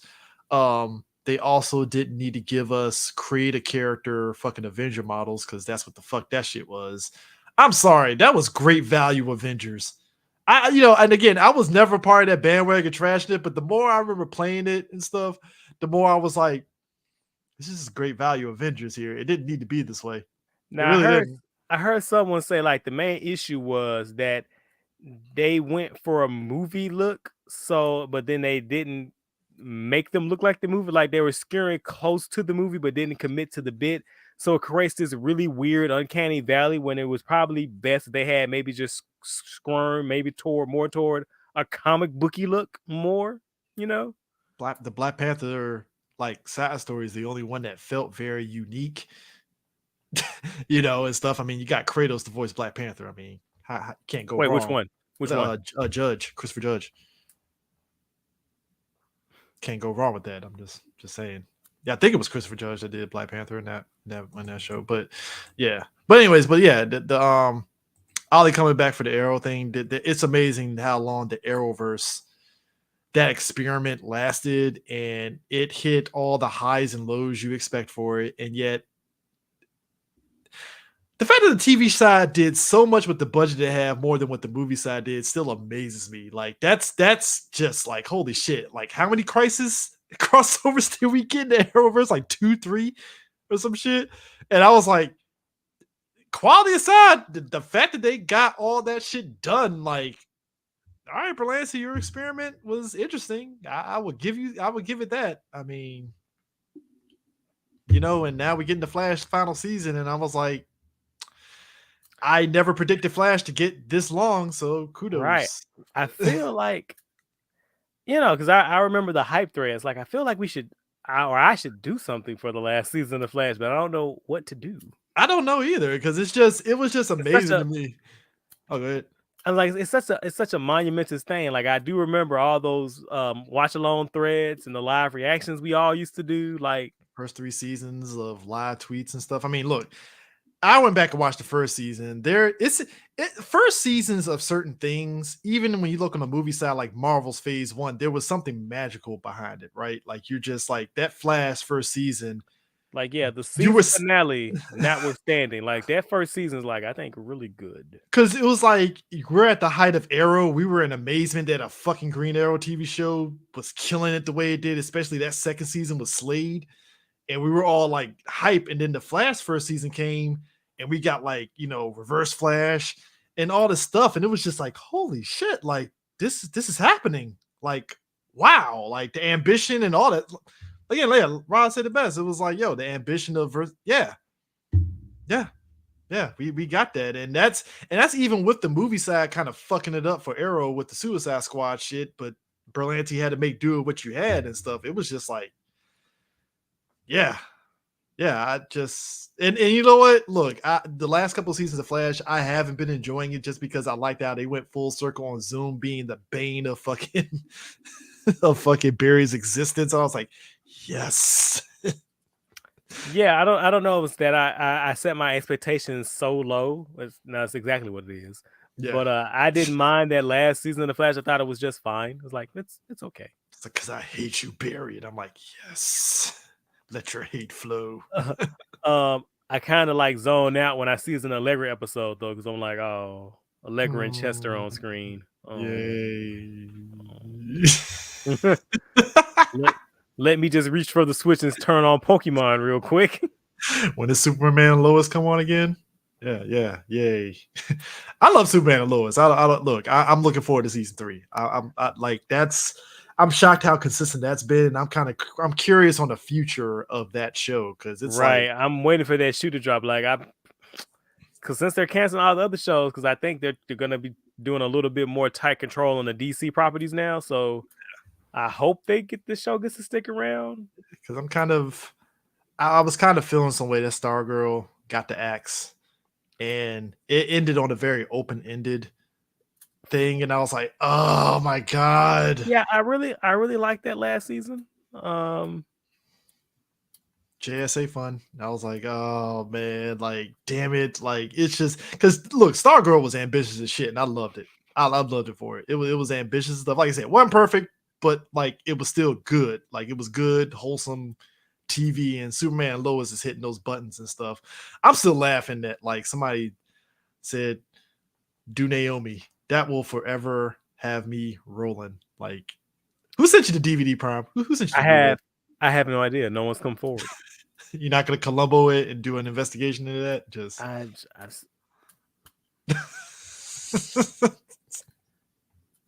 just know you niggas got jokes. I sent that to you. I'm laughing. Did you put that on your wish list? No.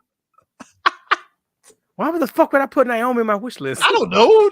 Maybe you did it as a joke. I don't know. All right. Why the fuck would I do that to myself? Now it's in your collection. It's like I'm like, I feel like the streets are saying I need to do a watch along. I mean, I kind of pushed you and stuff, but since it canceled, I was like, do we give the streets a Naomi watch? We're still kind of circling the wagon on that one. Still circling the wagon on that one. It's like that felt like a very diversity higher green light of a show. And someone was like, well, like that. And I feel like what really irked me is that obviously the character was designed from the ground up to be a fucking Netflix or streaming show pitch. And out of all the other characters or stories that they could have done, like she skips the line. Like she just came out. She had just came out and only had like 2 issues of a comic, and they said give her a show. It boggles me that she got a show. Yara Flor got her show canceled. That shit didn't come out. I would have loved to have seen Yara Flor's show. I think Silencer would have been a really good TV show to do. A fucking black woman assassin who can create fields of silences. Mm-hmm. Sign me the fuck up for that shit. Even if you want to get fucking off the wall with it, that Sideways kid, that would have been an interesting fucking TV show to do. Mm-hmm. Because it's a fucking concept. What is Naomi's concept? What like girl magic, I guess. I guess I know. Slay queen, slay, sure, whatever. The fuck out of here. Oh man, yeah, it's and then she joins the goddamn Justice League. Why? Yeah. How? Doing what? Her ass, she did fucking Bendis. She was on the fucking Young Justice team for like what? 3-4 issues?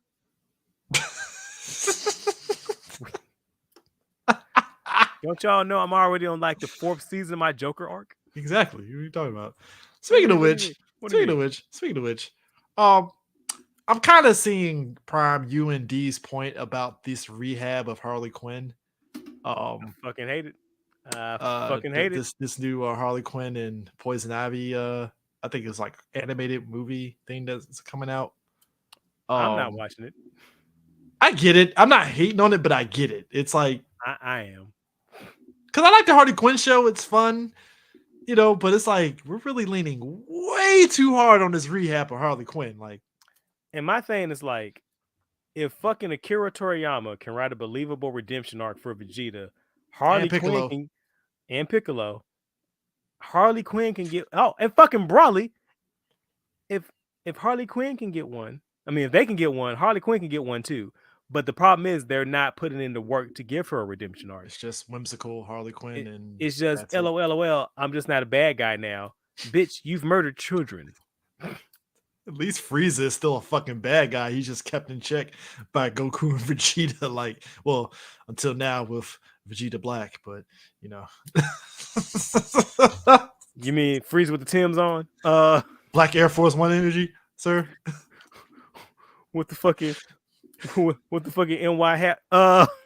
Teach a man how to squabble. Get your weight up, Kakarot.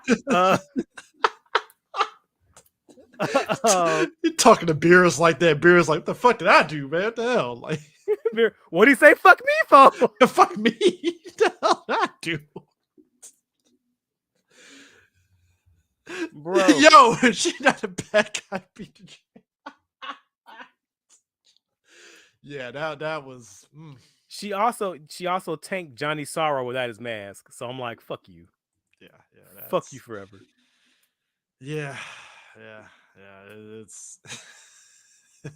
And why? Because she's a white woman that likes to rub clams? Sure. Yeah. Okay. Speaking of DC, so the biggest news these past couple of months, James Gunn is the new focal head of stuff at DC now, which opened up Pandora's box of fuckery that's been happening. One Dwayne Johnson has been apparently pumping numbers about Black Adam's success at the box office, which I didn't have that shit on my fucking bingo card. I was like, yo, Dwayne, you really pumping numbers? Like, goddamn, like, yo. Like, what the fuck, bro? Like, Dwayne Johnson committing tax fraud? So pretty soon, let's say, so pretty soon. So hold on, I'll tell you this. If he shows up at the Royal Rumble this Sunday, we know it's true because he needs the money. Terramina is not selling as well as everybody says like he says it is. Right. That bullshit ass energy drink ain't selling. So when his ass runs in at number 23, he was like, oh, so he was cooking those books. Oh. And then there was an article that came out. Apparently, the reason why we got Cavill and Black Adam is because he went around the head honchos at WB to get that to happen, and they were looking at him like, "The fuck, dog? There's a chain of command you have to go here. You can't just circumvent us to do this shit. What the hell you doing?" And I feel so bad for Henry. They just dick my man around. Henry was catching strays for no fucking reason. For no fucking reason. I thought I was back. Nope. It's like then they made him announce it. It's like, oh, okay. And it's like, oh, we don't. He left The Witcher for the lesser Hemsworth brother to take over. He didn't leave The Witcher. That was his choice. Because if I was in the same situation with Henry, I'm like, you know what? Fuck you niggas as well. Yeah, there's apparently, I'm not gonna say there's mixed rumors, but it's looking like basically Henry Cavill wasn't necessarily happy with the writing because as we always said, that's fair. As we've all seen the show, it happens. But it's fair, dude. This is the funniest thing, right? This is the funniest thing about Witcher for me, right? And this happened with a lot of other shows too. That show is split to me because there's a segment of folks that love it, even though they know the lore of the games. And then there's the other segment that likes the lore of the games and they hate the show. And it's weird to me because I've never seen this kind of split like in a long time like this. Yeah, I've seen a lot of people that like, as long as you like watch it as its own thing, like don't think about the books, don't think about the games. You'll like it. Yeah, you just enjoy it for what it is. It'll be fine. And that's pretty much me because like I know very little about The Witcher. I just recently started the third game on PlayStation. Mm-hmm. And for like the 2 hours I played, I see why people are mad. Their anger is quite justified. Oh, okay. But like you said, the other half are just like, well, take it as its own. And it's like, all right, cool. You can enjoy it because it's sexy Henry Cavill. I mean, now we get the lesser Hemsworth brother, which good luck, sir. We get the cereal box prize Hemsworth. That's fucking sucks. That's terrible because I like him. I like Liam Hemsworth. But where am I wrong though? Show me where I'm lying. I mean, if you said Chris Hemsworth is taking over The Witcher, I'd be like, I'm in. Fuck it. I love Chris Hemsworth. He has some charisma to him and stuff. I'd even take the one from the fucking Westworld. I'll take that one. Gave me the decoder ring one. I don't want that one. The one they got Jean-Claude kicked in the chest in Expendables 2. The one that had 2 days to retirement. Done. Think you learned a lesson. Don't never talk about your plans for after the mission, during the mission. It's like me and my girl thinking about proposing to her, have kids. I'm like, oh God, you're dead. Oh, La Tom to that man. La Tom. But nah, James Gunn is taking over, and it's a lot of people on one side pushing the panic gun, like, you know, the usual people like, we want Snyderverse stuff. I'm like, shut up, guys. The dream is dead. It is done. And the funny thing is, I love that James Gunn literally is coming out and be like, that's not happening, guys. I can tell you that right fucking now. It's not happening. I'm saying this shit. I just want Henry Cavill, man. That's all I wanted. I could stomach a lot of things. I just want Henry Cavill. That's all I wanted. Henry Cavill's gonna be Captain Britain. I can already see it. he gonna be Captain Britain or he gonna be Hyperion with the mustache and beard. I just want to see Henry Cavill punch Brainiac, man. That's all I want out of life. That's all I want. Not too much. Yeah, It's not too yeah. much. And Ezra Miller apparently just First of all, got slapped first with of all.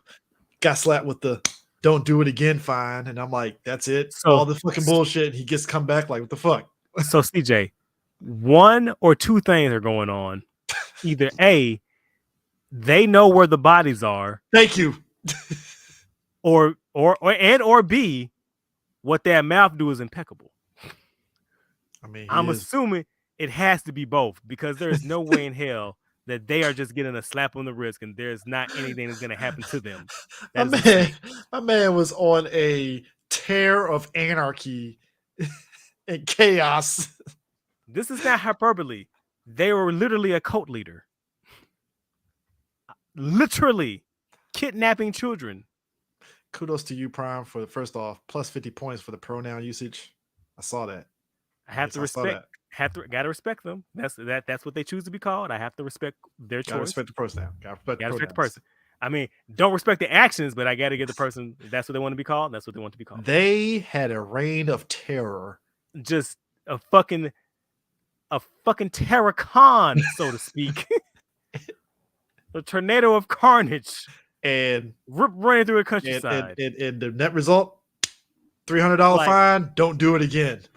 We're sorry. We're sorry. Really. So they definitely know where the bodies are and who did it. And that tongue do crazy things. That was the only explanation that makes sense to me. There's no way in hell. Because if my black ass is so much take a sneaker bar out of a goddamn store, I'd be all on TMZ. Prime Gunner, that fucking drugged out thief. To which I'm like, damn, they know Prime's first name too? God damn, what did he do? Had me on fucking blast. Like, goddamn. I mean, I couldn't be crossing guard. Bro. The fuck? How? Yeah. How? Yeah. So, or here's my third option that I do not believe. That I don't believe this one. Or that movie is fucking amazing. Like those are the only three things that's going on. The bodies, they know where the bodies are. They got impeccable tongue skills. Or that movie's just fucking fantastic. I don't believe that third at all. It could be all right. You know, look, at this stage, I think a lot of people, and I feel bad for the Shazam sequel because for all intents and purposes, that should look like it could be good. And this is another thing about The Rock that kills me. Right. I was just going to say that shit. So, like, my man sat there and turned down an appearance in the Shazam movie. Shazam, Black Adam, Shazam are like, it's like Batman and Joker. Like you need. No, it's like, not. It's not like it is Batman and yeah, Joker. it is Batman and Joker. Like you need one for the other. Like you can't. And just... my thing is like, he turned down. He's like, I didn't want to appear because there's a lesser than. I'm like, nigga, you're his arch nemesis. The fuck are you saying? It's like, what are we doing? That's like if the nigga that played Dr. Octopus is like, no, I don't want to appear in the Spider-Man movie, but let me show up and fight Daredevil. What the fuck, bro? What the fuck are you saying? I mean, it'd be nice, but no. I mean, that's neat, but like, you do have to cross paths with your arch nemesis at some point. Y'all do have to share a screen together, right? You do know that we want to see the two of you fight because you are his character. Like, what the fuck? Yeah.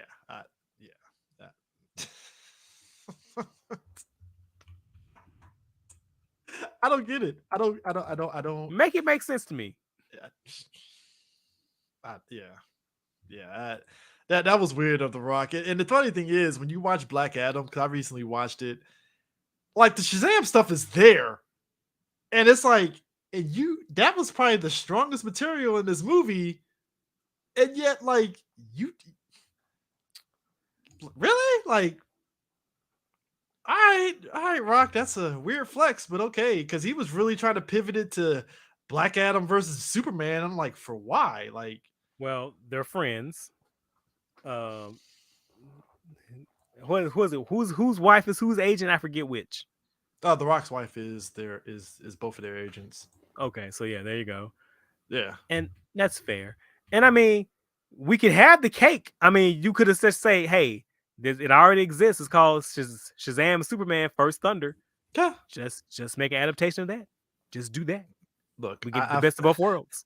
I feel bad for Aldous Hodge because I liked his Hawkman, and he's a man without a direction of what's going to happen to him now. And it's like, fuck, man, your Hawkman was pretty dope. I liked it. Like, fuck, damn. I mean, I hate to say it, I liked a lot of the Justice Society in that movie. It was nice, you know. Pierce Brosnan is always great. And it's kind of sad that that's the end cap. Now, maybe if we do a fucking Crisis on Infinite Earths movie, get the JSA back, get the game back, you know. Maybe. I'll get that happening and stuff. Speaking of which, you remember a while back we were joking about that Thunderbolts lineup, right? Trash. Absolute garbage. There's rumors that that's not really the actual lineup. Really? Which, yeah, like Please. Zemo apparently is supposed to be in there, Moonstone and fucking Songbird is supposed to be part of it, which I'm like, so is it gonna be like a bait and switch like James Gunn's The Suicide Squad? Which please, I'm like, please. that makes sense because even I was questioning like, why the fuck is Bucky on this shit? Because Bucky was already kind of like, no, he really wouldn't be a part of this team because the government don't control him anymore. He's kind of free agent at this point, especially at the end of Falcon Winter Soldier. So what is he doing here? And then there's a rumor of Sentry being in the movie, to which it made me laugh even more because I'm like, okay, I'm not a big fan of the Sentry character. Don't get it twisted because I feel that character was too OP and there was no rules on his power set per se in the comics. So I don't know how you would put a Sentry in a Thunderbolts movie without toning him down. If that's going to be the character that the Thunderbolts have to go up against and such, because apparently the Thunderbolts are supposed to be going after adamantium in the Savage Lands. Supposedly, that's a story and stuff. Because everybody thought it meant they were going to go after Namor and the Vibranium, but apparently that's not the case. Which I'm like, thank God, because that would be stupid as hell if they did that shit. Especially at the end of Wakanda Forever, where you have both countries on a ceasefire basis, so you can't do that. But there was also that rumor of apparently Ghost wasn't in the movie, and then now Ghost is actually in the movie. So I'm like, I don't know who the fuck came up with that rumor, but yeah, I'm kind of on a wait and see approach on that Thunderbolts movie at this stage, because the first impressions definitely, I get people clowning it because it's like it's a bunch of super soldiers and Ghost. Right. You talk about fucking team. Well, minus the Widow, because Widow, she doesn't have powers per se, but she's still heightened. You know, like what are they taking down? What are they doing? I can't see it. So the bait and switch is true, then I'm fine with that. That makes perfect sense. You know, as long as I get my girl Melissa. Oh, please, Melissa, please be in this movie, Melissa. I mean, I want to apologize for the person I'll become. when I get live action Songbird, because y'all are gonna hate my fucking guts. I'm about to be real insufferable. Do you Screaming Mimi, or do you want actual Songbird? I need her to do I need to do the full growth. I need to see the full Digivolution line. I gotta see her start Screaming Mimi. I gotta see the whole lineup, baby. Yeah. You know what? I still can't believe we're getting a Madam Web movie. I'm still amazed that Sony said. Now my question is it? They're trolling me, right? Like it has to be a Julia Carpenter. They don't mean like the blind Madam Web, right? They mean like what is that? What is supposedly Julia Carpenter? I think. I mean, what are they doing over there? It is the most from what look. What are they doing? Out of Sony's experiment of solo movies at this point, Venom is the only one that's interesting to me because of how batshit crazy it is, but it works because Venom by himself does work without Spider-Man more or less. Like it's like, all right, you're batshit enough and you got enough material to make that work. in a crazy way. You know, Yeah, it's, I would say a little more of the less than more. yeah, Because you know my feelings on Venom. Like I don't really particularly care for Zola Venom or anti-hero Venom. I think yeah, Venom is a Spider-Man villain. yeah. Um Venom is at his most interesting as you can see the dichotomy, the juxtaposition between him and Spider-Man. That's when I think the character is his most interesting. Hmm. Um that's just me though. That's just my opinion. Yeah. So yeah, I think the Madam Web is Julian Carpenter, but your screenplay is from the guys that wrote Morbius. So Womp, womp, womp. Do you know I keep starting that movie and forgetting I'm watching it and I Prime, turn it off? that is an 85-minute movie. How did you not watch the whole thing? I keep That's a quick movie. It's done and done. I keep starting it, then I keep like pausing to go do something else, and I get sidetracked on the path of life and forget that I was watching Morbius. How is it that we as fans made that movie more interesting than the movie itself off of one word? It's Morbin time. A line that never happened in the movie, by the way. And somehow we made it interesting. The powers of memes, my friend. The powers of memes. Then Sony thought the memes was gonna boost it to fucking more money. That is the problem. Is this the first time that the fans trolled a movie studio to put a movie back in the theater? You know, I think it might be, and knock on table, you simply love to see it. That was hilarious. Sony, I remember when they made the announcement, Morbius is coming back to theater. And did you see us is like, no, more, no, Sony, We do it didn't ask again. for this. We didn't ask we for were- this. No, Sony, do it again. We were just all busy that weekend. Shit only made like 10,000 that weekend when they came back, and I was like, damn, dog. That's terrible. Still more money than Gina Carano's movie.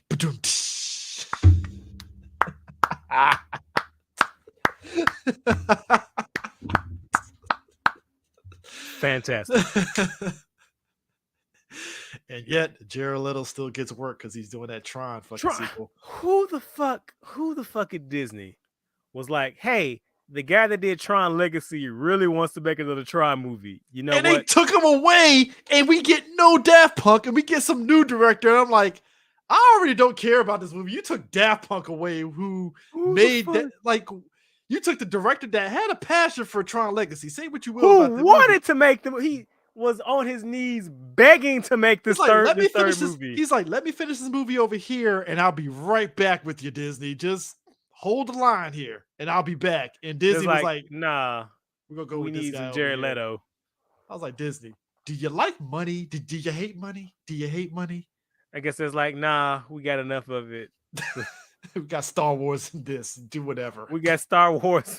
We got Avatar money. We can do what the fuck we want. God knows. I you know what? I'm gonna phrase this, folks. I want people to understand. I didn't hate Avatar, but it's like there were things in that movie that folks had their mouths firmly wrapped around that movie, and yet if it was a comic movie, they would have crucified it for it. And that all I'm asking for is this: can I just get equal opportunity here? If we're gonna bash MCU and DC movies, bash the fucking Avatar movies for doing the same bullshit. That's all I ask. Can I get some equal opportunity here, please? That's all I ask. I haven't seen it yet, so I can't comment.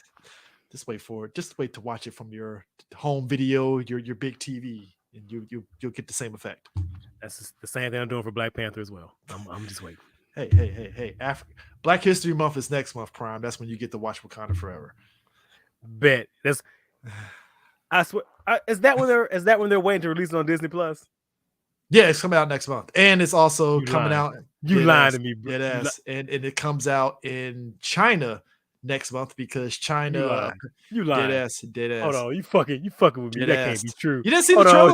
You didn't see the trailer for all Disney Plus stuff for this year. You fucking with me. Dead ass. They wouldn't. Dead ass. Hold on, you. What would February 1st, bro. Come on, dog. Come on, Prime. Let's be real. I see you, and I see your bullshit. But Prime. But to be fair, Prime. To be fair, it lines up with the first movie when it came out on Black History Month. So it lines up. I get it. I respect the hustle. I respect it. I respect the hustle. It's consistency. All I'm saying is I see you and I see the bullshit. That's all I'm saying. I respect the consistency. All right. I respect it. All right. Disney is the type of company that will put two black pictures on IG for solidarity, because that's what they would do.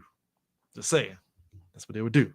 But yeah, when they did the trailer, it's like Black Panther: Wakanda Forever coming in February, and I was like, of course it is.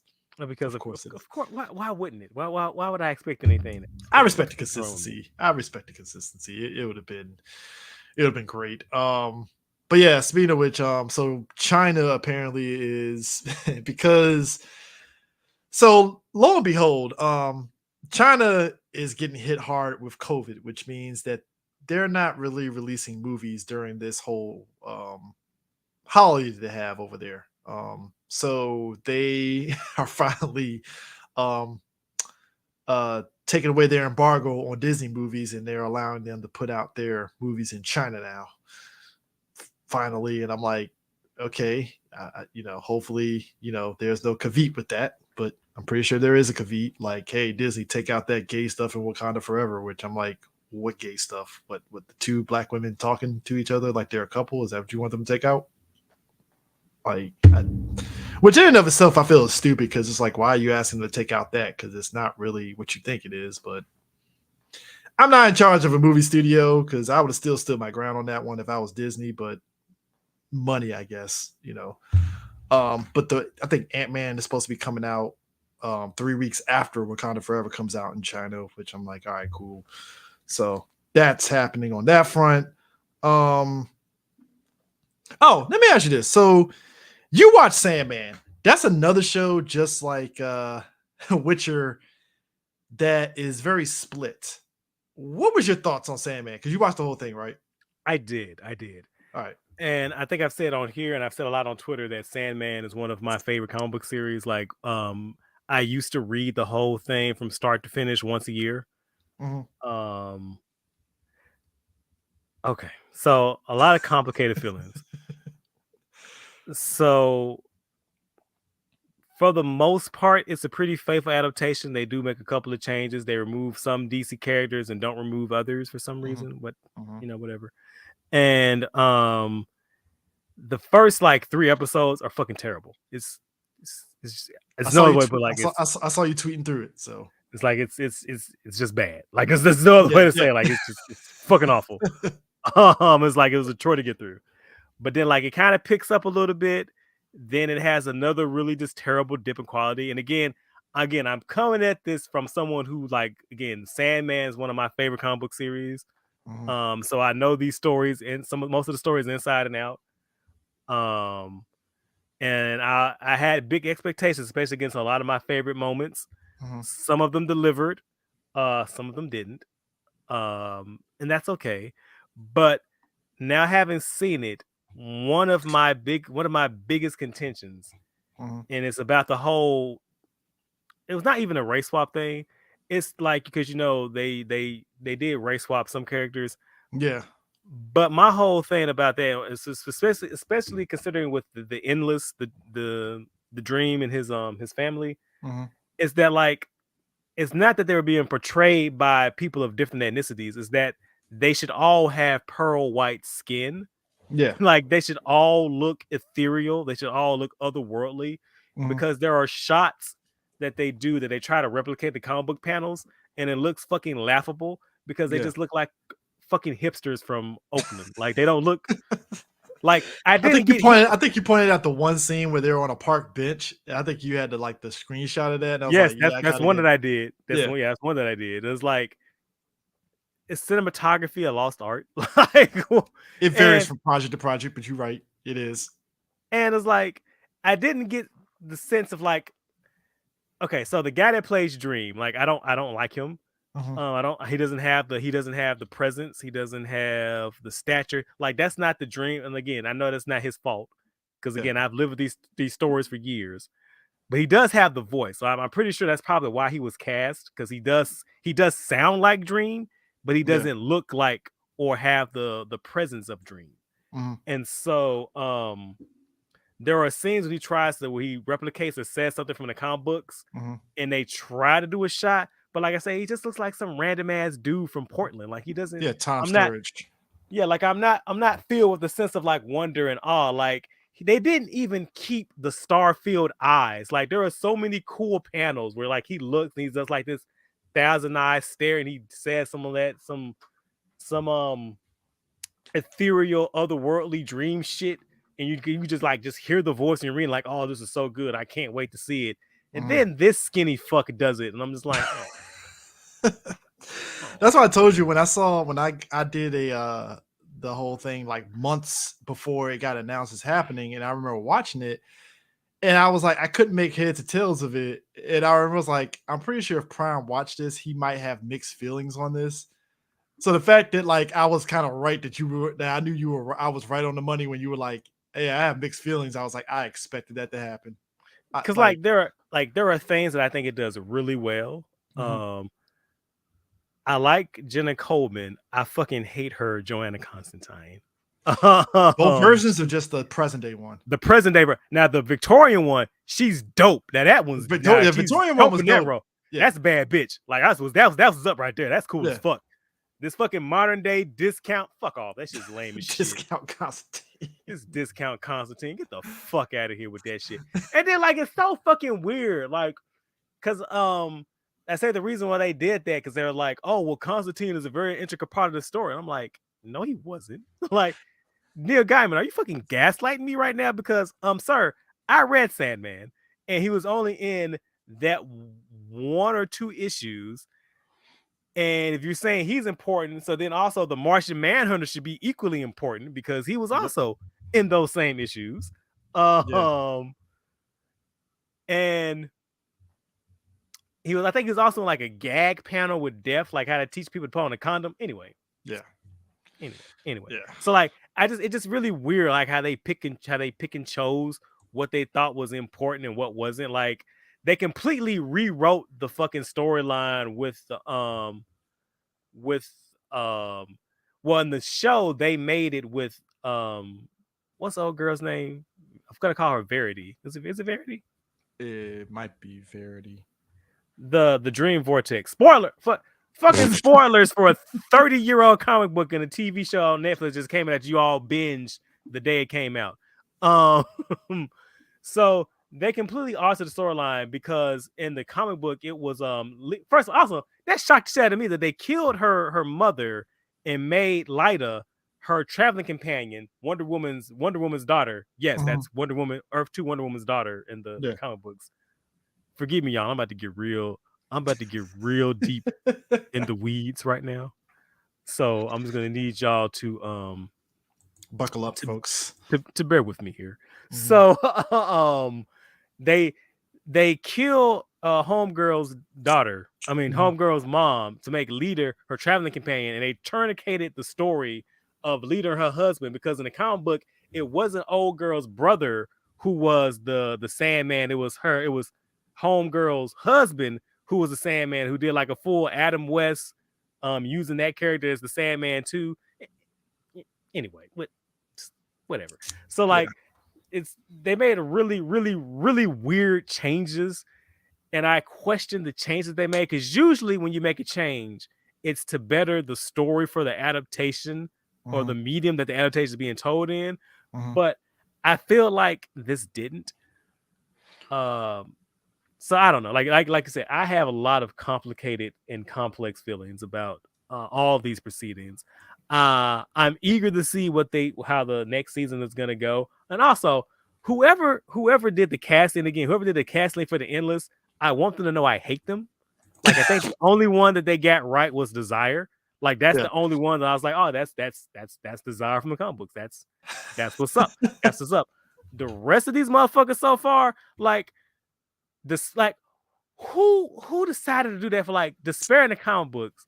It's like when you look at them, like when it's how they're drawn, like you feel like damn, like you can just like feel the despair, that darkness like oozing off of them. In the fucking TV show, it's some sad fat white bitch wearing a sweater. Who the fuck? Who? I have feelings. That's all I'm saying. That's all. Did you at least like Gwendolyn Christie's Lucifer? I did not. I thought she was terrible. Now it's weird because I think Neil Gaiman said they initially wanted to try to get the guy from the Lucifer TV show to be in this show, but he said it would have been I- hard. It would have been hard to try to adjust because the character in the TV show is different than the one from Yeah, the comics. 1000% different. Like, And they said it would have been hard to try to take that character and try to like into the show. But and I was like, would it to have be been that hard fair, though? but to be fair, the version they went with for the show is 1000% different from the comic book. Like, it's Yeah. they may have said some of the same lines, but they didn't have the same delivery. They didn't have the same fucking presence. Like, So it makes me wonder, it's like maybe they should have just said fuck it and see if they can get that dude to come into the show and see what happens. Like, fuck it, why not? You know, I know he probably finally would have been fucking blonde. I would have loved to seen it. I mean, that dude is always with the shits being fucking Lucifer. I mean, look, I was shocked they put his ass in the fucking Arrowverse show when that Crisis fucking spinoff. I was like, holy shit, he's in this. Oh fuck. All right. Damn. Apparently he knew Constantine, so it Well, is you what know, it is. They had a relationship, you know. I mean, it's John does. John gets around. I just laughed. It was like, so clearly y'all fucked. All right, cool. That's what's up. Cool. Got you. I love it. You love to see it. I mean, look, it's kind of like we had there's a long running joke in Legends of Tomorrow about Sarah. I'm like, all right, Sarah, who did you fuck now? Who'd you fuck now? The better question is, who did she not fuck? That is true. I am still mad. They took a Donald Faison booster gold from us. They took that from us, bro. They took that from us. I don't know. I said it on Twitter. I feel like that is the perfect ending, though. The Legends get arrested for being fuck ups. Like, It just ends on a cliffhanger, like, oh, come on, man. I'm like, it's kind of a perfect ending. I'm sorry. Like, no, it kind of makes sense. It does, but damn, man, that was just like, oh man. Yeah, it was. Now, I did read those comics they released. I need to read the last one that they did. That was like the CW comic book crossover. It's called, I think it was Earth Prime. I think it was. I think so. Where they each had single issues. The only good one was the Superman and Lois one. Surprise. Surprise, surprise. Surprise. The only good one was the Superman and Lois one. The Legends one was fun. I wouldn't say it was good. It was just fun. And I hadn't read the last one. And I was just interested because they were using fucking Magog. I'm like, that's a deep ass cut. I respect it. I mean, respect yeah. Have you been watching the new season of Doom Patrol? I'm saving up. Okay. Okay. Yeah. Please don't spoil me. I haven't spoiled because That you was- sons of bitches. that legend was a Seinfeld ending. It's like, It's the perfect ending for them. I'm sorry. yeah. It makes total fucking sense. But yeah, I heard great things about it, and it sucks because Doom Patrol apparently is also about to suffer the wrath of cuts at WB, and I was like, God damn it, this show just stay consistently good. We can't have nice things, my man. Can't have nice things. Look, I'm still mad amidst of the switch from DC Universe to HBO Max. They snatched Swamp Thing from us. I'm still mad about that. A fucking accounting era snatched Swamp Thing from us. Accounting error. It's 2 accounting errors, Prime. It's 2. Batgirl gets the tax write-off, and Swamp Thing apparently somebody didn't carry the 0 somewhere. And Right, there's like we can film Word for how much? Like, oh shit, we're gonna do 16 seasons of this shit, and they're like, oh no, we forgot to add a 0. You forgot to do what? what? Shut it down. Shut it down. Spent too much money. Damn. Fuck. That was also like, remember when Disney found out RPM? RPM costs how much? Right.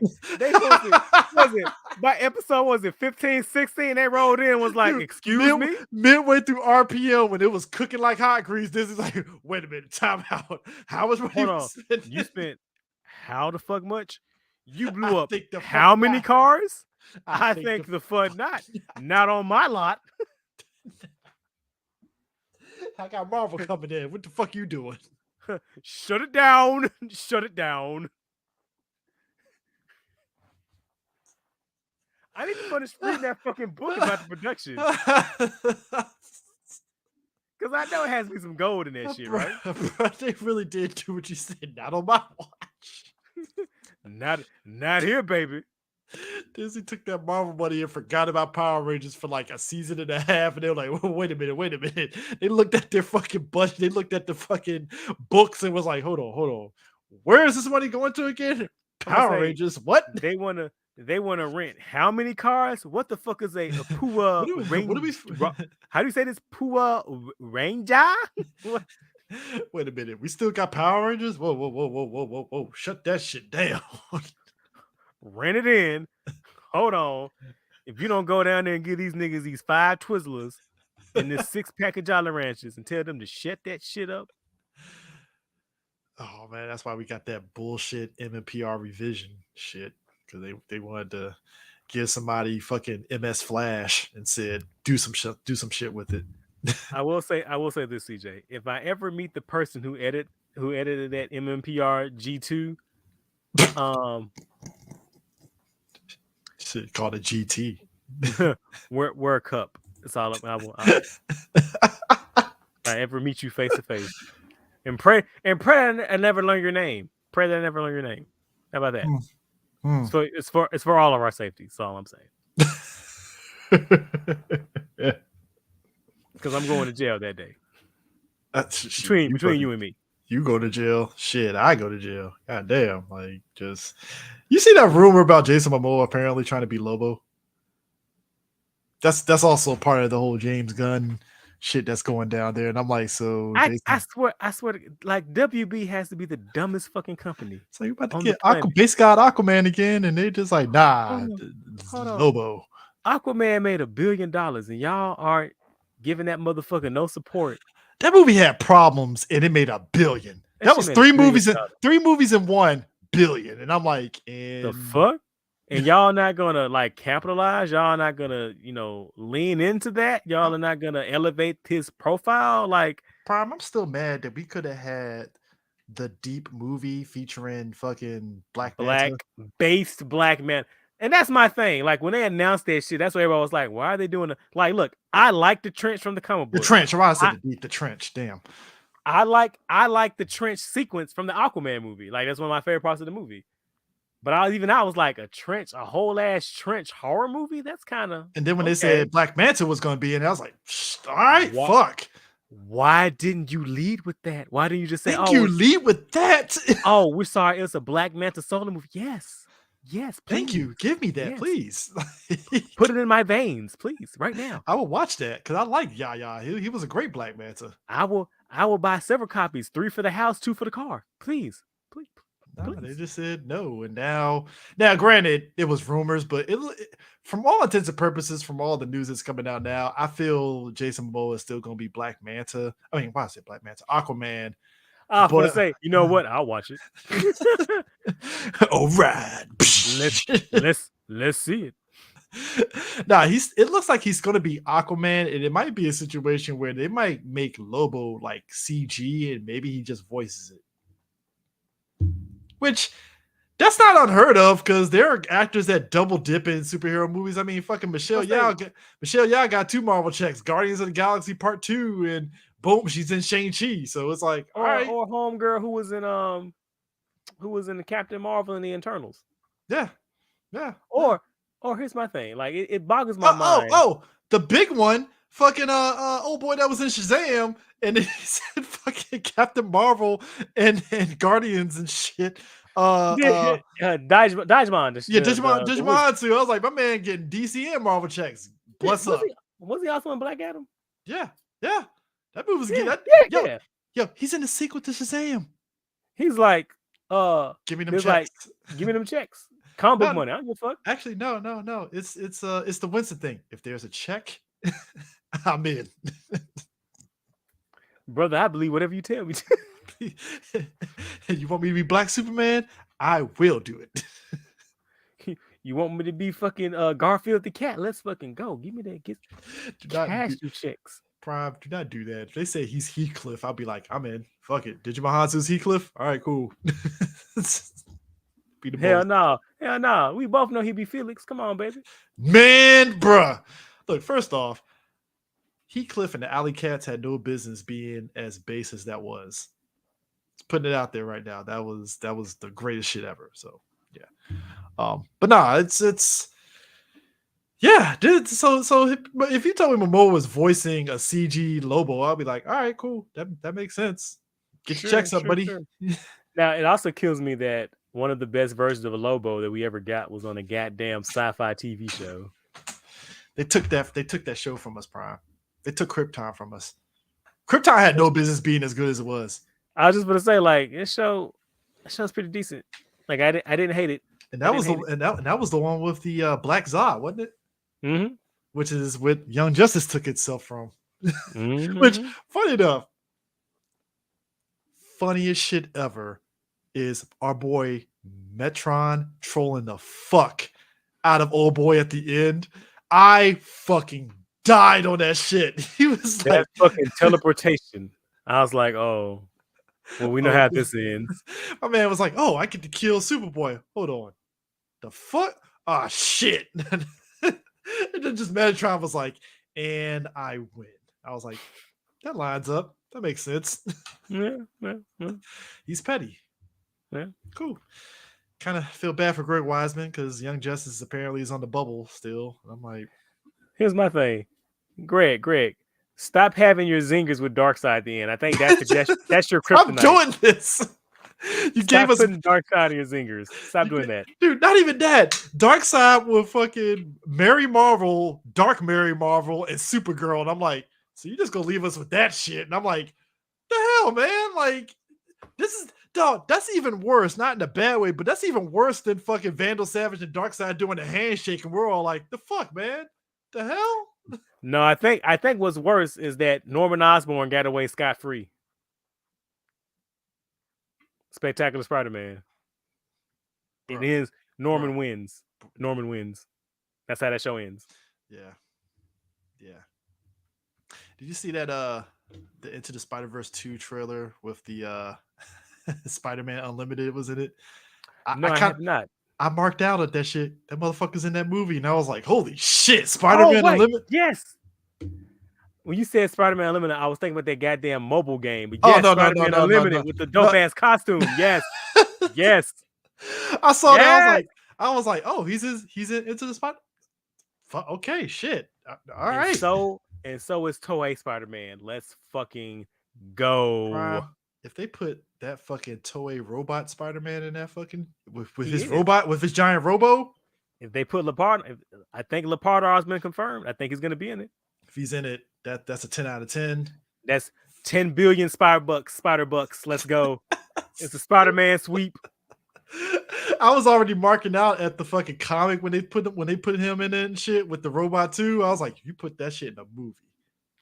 But to be fair, when I read the comic book, I was like, oh, Dan Slott has not watched an episode of that show. He really didn't.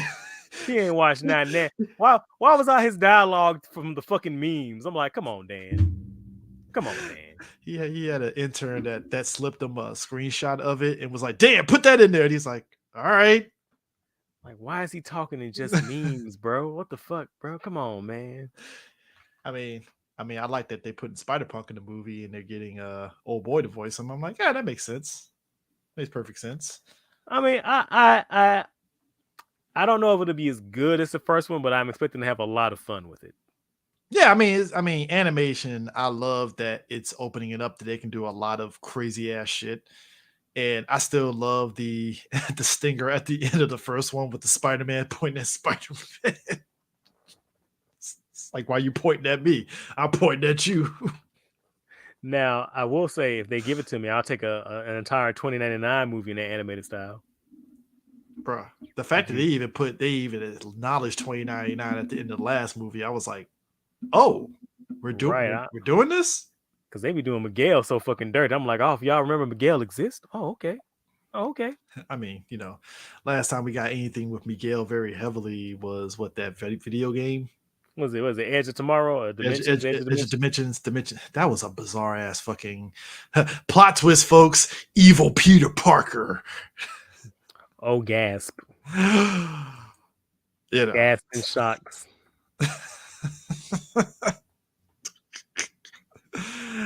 Oh man, but yeah, I think that's let's end this off like this because I feel this is the only podcast we'll talk about it. Because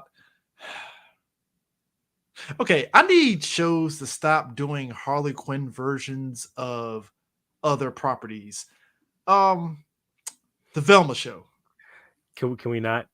Can- The we have reality hit me after watching it. It's Harley Quinn, but with Scooby Doo, and I gotta be honest with you, you can't do that for every show. What I don't like about it is how fucking cynical it is, mean spirited as well, and just utterly unfunny. You know, like I was like, where are the jokes? We could have got What- a we could have got a Venture Brothers Scooby Doo show easily, and I would have been like, that's dope. Because Venture Brothers was really good. It was literally making fun of Johnny Quest and all that stuff, but like there was It did it with respect. yeah You know what I'm Yeah. saying? Like this is done by people who are fans of those things. yeah. You can feel the disdain oozing off Velma. Because And I I want feel to like make it perfect maybe clear, like Mindy didn't write the show. Everybody thinks Mindy wrote the show. She didn't. But like whoever's writing it, it's like somebody pointed out, animators need to be the ones that are the showrunners because they understand, because they're animating it, they would know how the jokes work and the punchlines go. Like there's a reason why the guy that did regular show, right?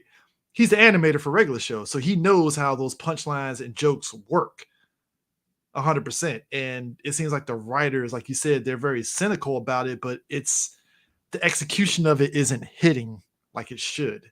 right, like it just like I said, you can just feel the disdain just oozing off. Like no one involved wants to be here, and I feel like this is another property that they had some spec scripts that they just slapped Scooby Doo characters on just to get it made. And people can And keep telling me like, oh, it was always going to be Scooby Doo. I don't believe you. bullshit. Was it Deron Burgundy?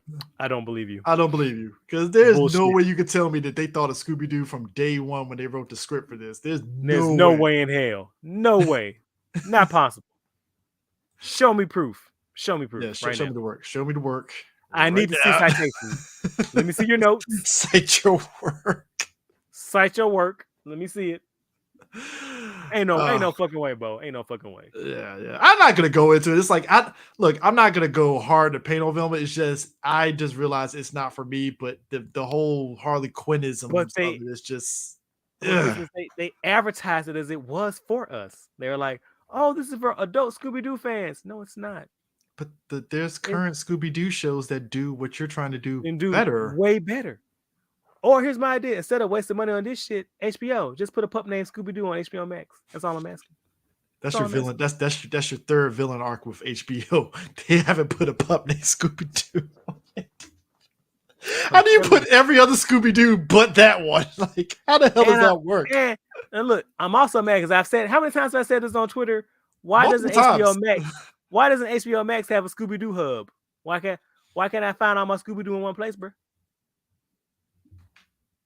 Like they half-ass. Why I gotta search around to get my Scooby Doo off your goddamn platform? You got fucking everything else got a goddamn hub. Why can't it just be a little Scooby Doo icon? WB, Scooby-Doo. you own your DC properties and yet you're taking them off your streaming platform for why?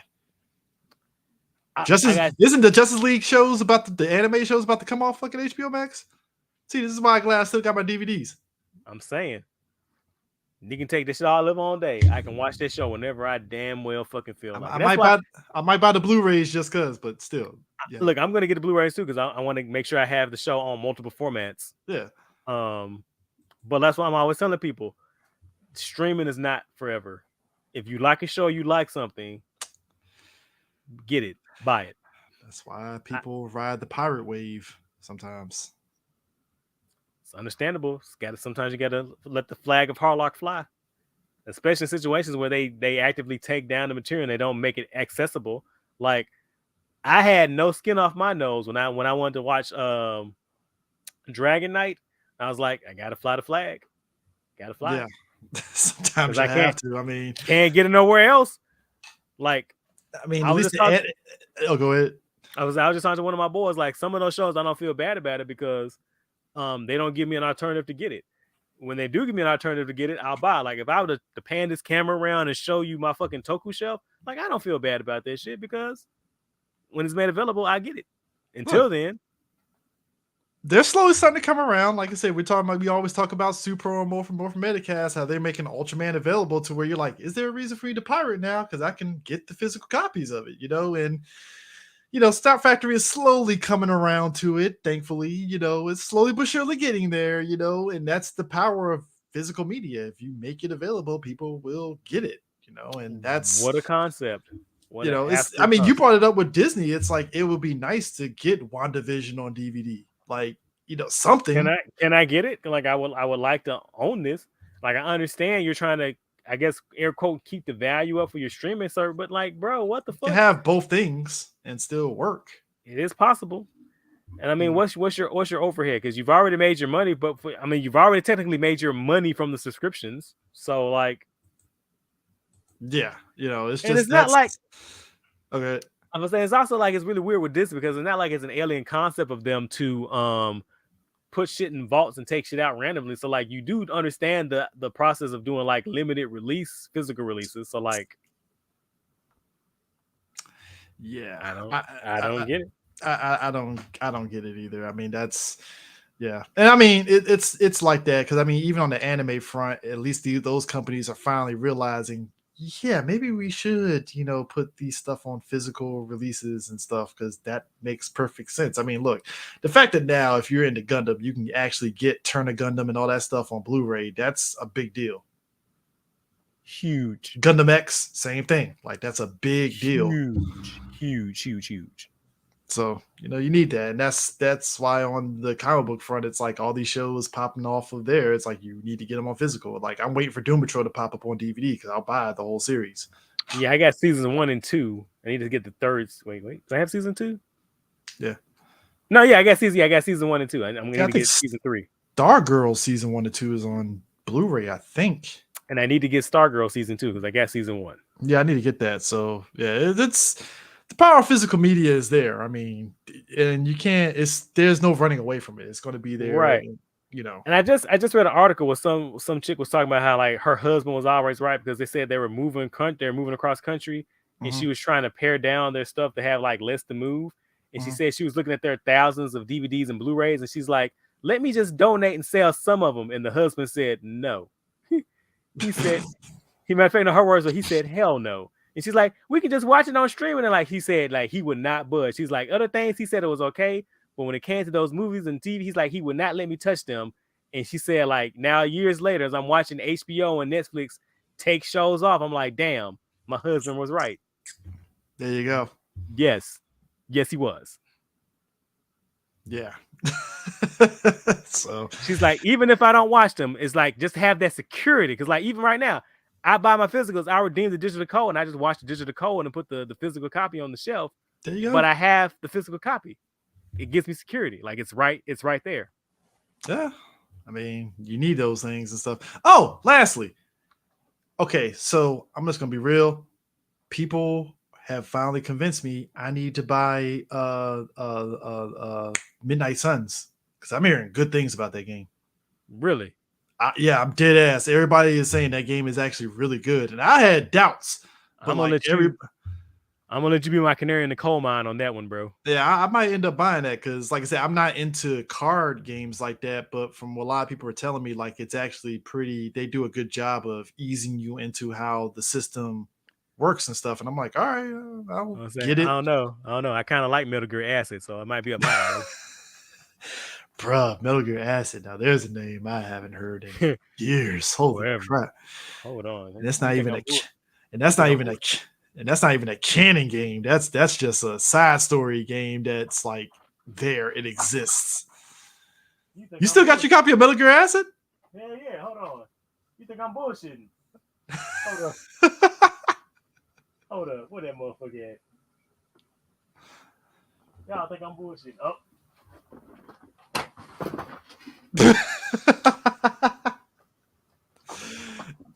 It's like Prime's getting it out. Get it out. You think I'm bullshitting? Wow. Yeah, they had 2 games, right? Metal Gear Acid and 2, right? No, yeah, this is both 1. I think I got 2. Do I have 2? Yeah, I remember they had Metal Gear Acid 2. I think. Yeah, I don't have 2. I just got 2 copies of 1. Yeah, you definitely. Yeah. I might get. Look, And plus, Michael Jai White is voicing Blade, and he did that little live action promo for Blade being in Midnight Suns, and I was like, all right, Michael Jai, I see what you're doing. You're also number one. You're auditioning for the fact that way back in the day you were going to be in a Marvel movie at one point. Because I think it was him or Wesley Snipes that were up for Blade before they went with Wesley Snipes because he's Wesley fucking Snipes. Like, I mean, as you do. as you do and stuff. But I remember he was up for Black Panther during that time that Wesley Snipes was trying to get Black Panther getting made. Kind of amazing how far we've come along since then. All the roads that we've seen, the places that we've paved. Yeah, I'm definitely not for. Look, I like my man from Better Call Saul, but like him as Professor X, I'm like, I mean, the fact that he was like, I want to play a good guy, Professor X, and I'm like, yeah, somebody get him a comic, Professor X, the good guy. I mean, morally gray. That's Professor X for you right there. Like, I wouldn't say he's a good guy per se, but Professor X is a dick. He's a douche. He's a penis. Scott, forgot to tell you had a third brother. My bad. My fault. My fault there, Scotty. You're not mad, are you, though? He killed my dad. Fuck you, Xavier. or the Professor Xavier. Did you know that the Danger Room was alive? Well, yes, I did. I did. I didn't care though, because I had X-Men to train. What the fuck? People got pissed off when he booted Xavier out the institute. And I'm like, nah, Scott had every right to boot his ass out there. Like, nah, fuck you, Xavier. Get the fuck out of here. Nah. Nah, Charles. Nah, Chuck. Get the fuck out of here. Kick rocks. Oh, wait. Hold on, time out. I thought that was the point Charles could walk at that point. Oh, was it?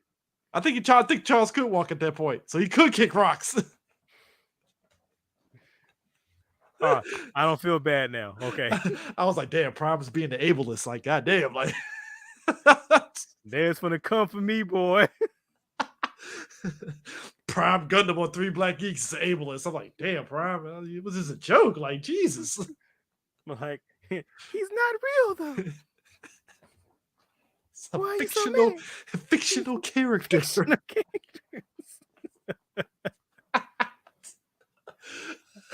No, I just remember I was like, man, Scott getting fucking pussy from Emma Frost, got some balls on him, told Xavier to get the fuck out of the institute, fucking rolled up on fucking Wolverine and regulated on him. I was like, oh shit, like Scott's the man.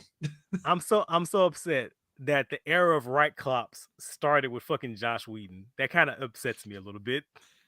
So I tell people that's the gift and curse of Josh Whedon. It's like he does some good things, and then when he does bad stuff, it's like I should be hating this, but it's written very well. So it's like, God damn it. I'm just like, look, I'm overdue for my Angel rewatch, but it's like now you're like, fucking Josh Whedon, bro. There was a lot of problematic stuff in Angel. And then like I can't watch it without thinking about how much of a dipshit he is. I'm like, man. Well, especially if you were down during the message board days and Carissa Carpenter was letting the chopper fly on his ass on message boards. That's why I'm so shocked why people are like, Josh Whedon's a piece of shit. I'm like, bro, if you were on the message boards, we knew. We been knew. We could have told y'all. Why do you, dude? And D knows this. D looked at me and he was like, yeah, CJ over here, he's very mixed on Josh Whedon. I was like, yes, D, because I know the skeletons in the closet that Josh Whedon has, and it sucks because it's like, fuck. Look, I said it before, bro. If Cordelia and Wonder Woman say you a piece of shit, you a piece of shit. That's man. That's all I got to say about that shit. Gal Gadot came and said, "Oh yeah, he full of shit." I'm like, God damn, bro. Part of me feels that's why after Phase 2, Feige low key was like, "Yeah, we love you, but we're gonna move on to these the Russo brothers. It's been nice, it's been cool, but you gotta go. You gotta get the fuck up out of here." Get a cupcake on your way out. Don't talk to the secretary. Josh, I said, don't talk to the secretary. Get the hell out of here. Get the fuck out of here. Right now. You get your cookies and get the fuck out of here. WB picked him up. So we need you to revise this Justice League movie. All right. How do you like the flash on Wonder Woman's tits? Let's go. I'm sorry, Josh. What? I'm sorry, And he what? squeezes them. I beg your pardon. That sounds like a genius idea. 50 million off rip. It's like, damn. That was not the moneymaker that you thought it was, WB. And don't you also love how one of his big ideas was like the X-Men, but it's a bunch of white women in Victoria, England. I see That's why. my I see why when they did the promotion for it, they told him to stay the fuck away from the fucking promotion of it. It's like, Josh Boy, we're gonna need you to Step keep back your a little bit. monkey ass at home. What was they called? The Nevers or something like that? I don't fucking remember. But you're right though. I mean, it's pretty apt. X-Men were white women in Victoria. That's all that fucking shit was. That's how this shit really fucking was. I'm like, what if the X-Men, but a bunch of white women in Victorian England? Oh, It's part of I actually, much like you had trepidation with your Angel rewatch, I have trepidation rewatching Buffy because he can't write black women for shit. bro, like has been so, like I've been wanting to watch both of those shows so bad because, like I said, I'm overdue for my rewatch, but like I can't watch Josh the Whedon most- 2023. I had the most badass fucking Black Slayer and gave her that shitty ass Jamaican accent and then killed her off in the same episode. I'm like, she's supposed to be better than Buffy. What the fuck, man? Like, and then bam, killed her. And actually, no, they fridged the shit out of her. That's what it was. I was like, oh, come on, man. Like, no, what are you doing? Like, man. I'm again complicated feelings because then we immediately get Faith, sweet Faith. Problematic faith. Probably. Ooh, it's okay. We can make each other worse. Make each other worse. Yes. It's not enough that I actually had a crush on the actress. That's what made it worse for me. I was like, oh, why? bro, her voice. And she was in Dark Angel too. bro. That was a dude. You put her in Dark Angel with Jessica Alba, who already had a crush on Jessica Alba at one point on Dark Angel. That I was a mess back then on those shows. I was a mess. Her and that sultry voice. I'm going places, bro. You did not want to know me during that time of period. I was fiending for some fucking white women's, and it's like, it's Elijah Dushku. What do you want? What do you want from me? What do you want from I me? mean, What do you want from me? you're a man of culture, sir. You are a man of culture. I thought Jessica Alba was white until I found out she's Latin, and I was like, oh, she's white Latin. Damn. Like, you know. It's all good. It's all good. It's all good. It's like, I mean, it ain't gonna take away, but it was like, you know, especially when Elijah Dushku was in on Bring It On, I was like, gotta watch this fucking damn white bread ass movie. And Elijah Dushku right there, and I got a fiend on her and Gabrielle Hall. It's like Gabrielle Union. I don't say Gabrielle Hall, Gabrielle Union. I don't appreciate these movies being made to specifically target me. Hate to sound misogynist, my dick was really conflicted at one point. No, mine was doing spirit jumps. It's okay. In understood the assignments. Had a pop attempt. It's okay. It's okay. Man. Thank God Whedon left the MCU. Thank God. Thank God. Thank God he's just off in obscurity at this point. I was gonna say he occasionally crawls out of his Dorito dungeon to make some wild ass statement. His wife comes in making a Joker appearance like he's a piece of shit. And I'm like, God bless her. We need balance here. That's the balance. I know, right? She's doing the Lord's work. Is all I can say. We Keep that motherfucker in check. We could save a kid from a burning building, and his wife would come out of nowhere. Fuck him. It's like, well, she has a point. She's not wrong. She's not wrong. You know, I mean, right. Thanks, Josh, for saving the kid, but you're a piece of shit. Sorry. But fuck you though. But on some real shit though, suck a dick. Thanks for the kid though, but fuck off. that is, he's in that bubble of a person that, like, it ain't on some R. Kelly shit where it's like fuck him forever, right? Even though you listen. Oh no, I'm on the bubble of fuck him forever. I don't know, bro. But some people, it's like they hear his music and they're tapping their toes to it a little bit, right? But like Whedon is like, I mean, your Astonishing X-Men run was good, but fuck you, Whedon. I hate you. I hate you. I mean, look, I hate you. Look, I fucking love Firefly. But I'm still fuck that man forever. I'm sorry. Like, I can still enjoy the show, I guess, but I'm still just like, fuck him. I know people think that you're gonna say that to his face in real life. Look, Yes, yes, I would.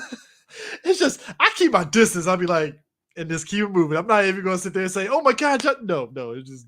I'm gonna say I wouldn't approach him and say fuck him, but if he approached me, and I'm like, fuck you, fuck off.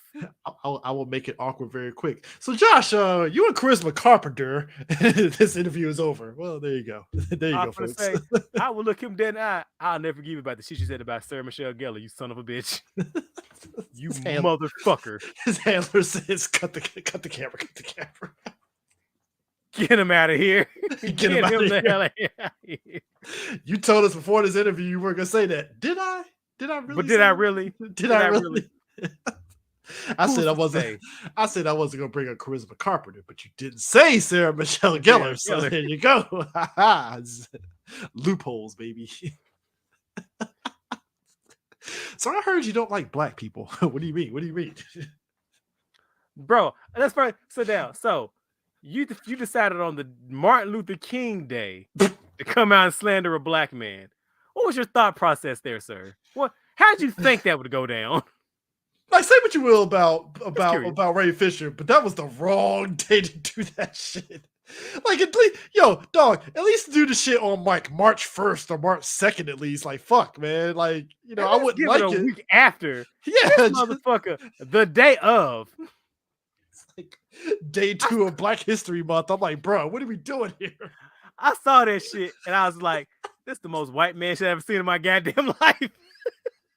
I had no stakes in the Ray Fisher WB shit, but even I was like, dog, it is February 3rd on Black History Month. What were you thinking we Like, what the fuck were you? All you, Where's your publicist? Who told you this was a good idea? all you had to do was shut the fuck up, and nobody would have fucking buzzed your name on this shit. Always on the table, CJ. It is always right there. Shut the fuck up. Shut the fuck up. Shut the fuck up. It's free 99. Don't It is talk. always an option. That's reliable.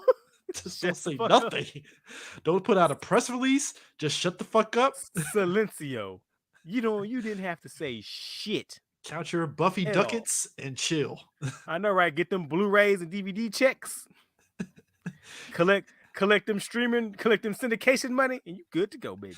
Write your white girl power fanfic and just keep it moving. That's all you gotta do. Just That's all you had to do. But you went full Carano. You had to go full fucking Carano. Not the half Carano. You went the full Carano. except Whedon can actually salvage a Hollywood career, and Gina Carano is relegated to alt-right movies again. Prime. She ain't seeing active Hollywood again, unless the only way Carano would come back into Hollywood gracious, she has to put out a press release like, "Yes, I fucked up. I was wrong. I seen the light." I'm wrong. I was wrong the whole time. I'm sorry. And maybe she might come back. Maybe. Hold on.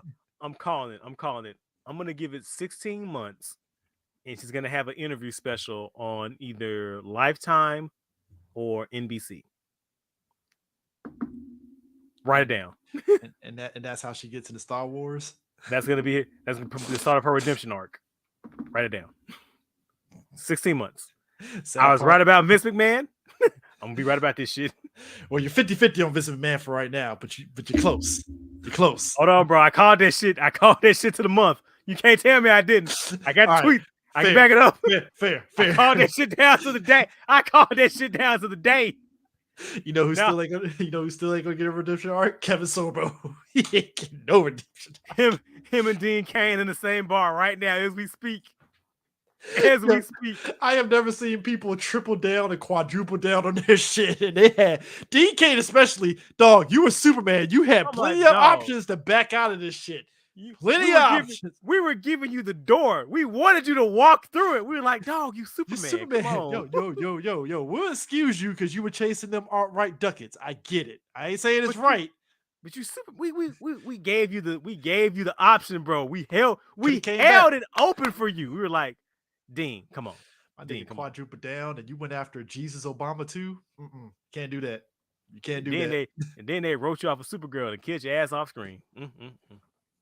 Damn, Shame. Jay Wood. Damn shame. Damn shame what they did to that dog. Mm-mm. Sorbo's done. Like he ain't coming back.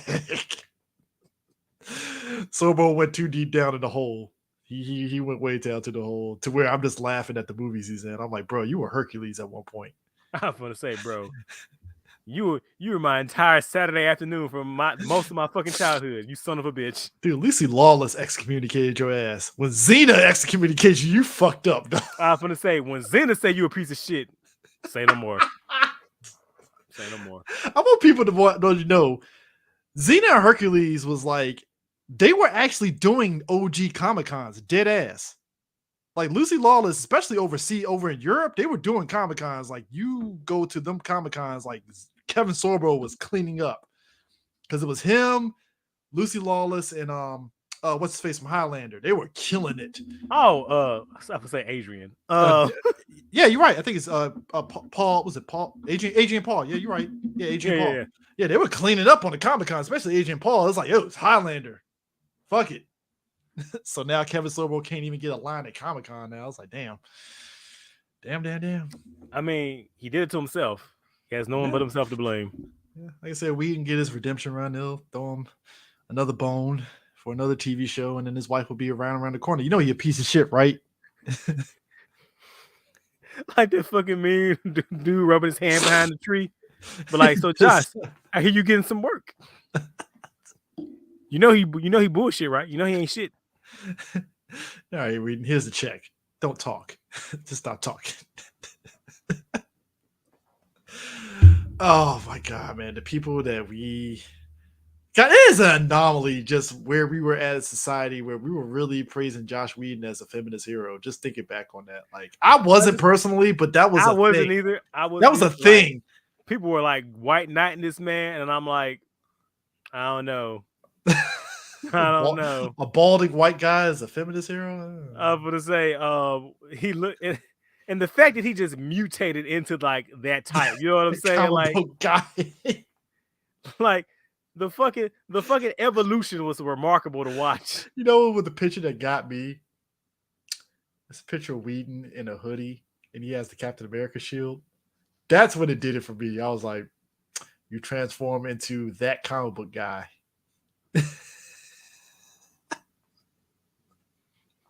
And I think that's what I told D. I was like, yeah, Josh got to go, man. It is tough for me to really root for this guy because of what I know.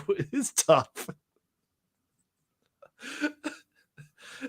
Got to defend. Look, I like Age of Ultron, but I was like, he's catching a lot of heat for that Black Widow Hulk shit.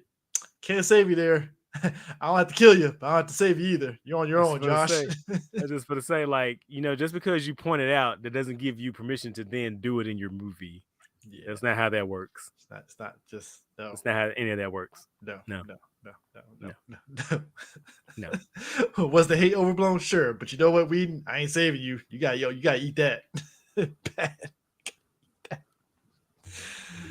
Oh man. But anyways, folks, that is our comic book corner. This has been fun. I'm definitely going to be more consistent with this because it's all I'm finally re-energized and getting back into reading more comics now. And I'm trying, like I want to come back, CJ. There's some gems. I would say there are some gems, but like if I was you, I would avoid the event comics. I would just read Daredevil and at least those books, because at least those books are like separated from a lot of the event stuff and they're kind of functioning on their own. I think I'm gonna stick my toe into the Flash because the Flash never lets me down. Flash is consistent. It's so reliable. If the Flash is gonna be my barometer. If I can stomach the Flash, then I'll branch out a little bit. Yeah, but like as Jack Kirby said, man, comics is breaking my heart right now. Jack Kirby said that? Yeah, comics gonna break your heart, kid. Yeah. Huh. Wow. That's a shame. It's a shame. Read more comics, folks. Read more comics. Or make your own. Give me better material to read. Yeah, I mean, look, I will say this. It is always interesting seeing like Hickman and them, they're doing their own indie comics and they're actually good. Because I think Brubaker I'm finally actually I meant to say this earlier. I was actually catching up on the East and West book that he wrote, and it's actually really good. So I had to pull ripcord on that a long time ago because like I Really? really get to the point. Yeah, like I think I was up to like volume.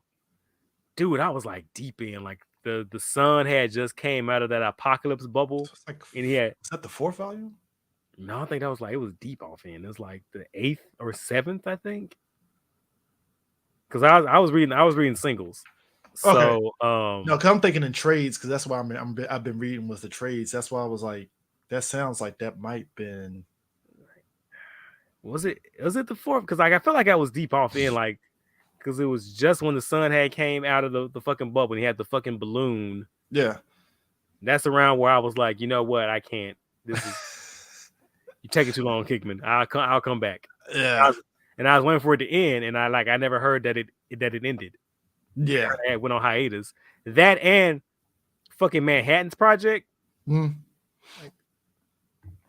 Hickman, what the fuck, bro? It's ambitious stuff. So, but yeah, that's it for Comic Book Corner. Yeah, definitely going to be bringing in more comic book talk and stuff because, like I said, it's been fun. I think that I'm going to bring it up on the next episode, but like these recent Amazon firings, maybe I can't believe we didn't talk about Comixology. I'm going to go deeper into that. It just pisses me off that Amazon bought Comixology just to gut it the way they fucking did. And Comixology was perfect the way it was before Amazon bought it. And it hurts me that they gutted something like that just to say, all right, we're done. And it's like, but you didn't do anything. You just gutted it and made it worse. So now I got to go to Marvel Unlimited for my comic book reading. And because Comixology is in disarray. Yeah, but I'm definitely going to dive into that next time because that hurt my soul, man. And that's only because this past weekend was all those tech firings and Amazon was the big one right there too. So did you fucking hear the Google one where it was like you went to the building and you used your badge on the door and if it lit up green, you were still employed. If it lit up red, you were fired? Heard about that. What the fuck? That's some Twitter shit because you remember the Twitter employees heard about that shit too. What the fuck? Decency. Let me stop. Look, they tell us we need to give them 2 weeks notice, but they can just the fuck. Like it's like what? And like you should always check it. Like I should always be checking my work email on my day off on the week. Go fuck yourself. Fuck off. Yeah. But anyways, that is it for Comic Book Corner. Thanks for folks joining us, and we will catch you guys later. Peace out. Auf Wiedersehen, dudes.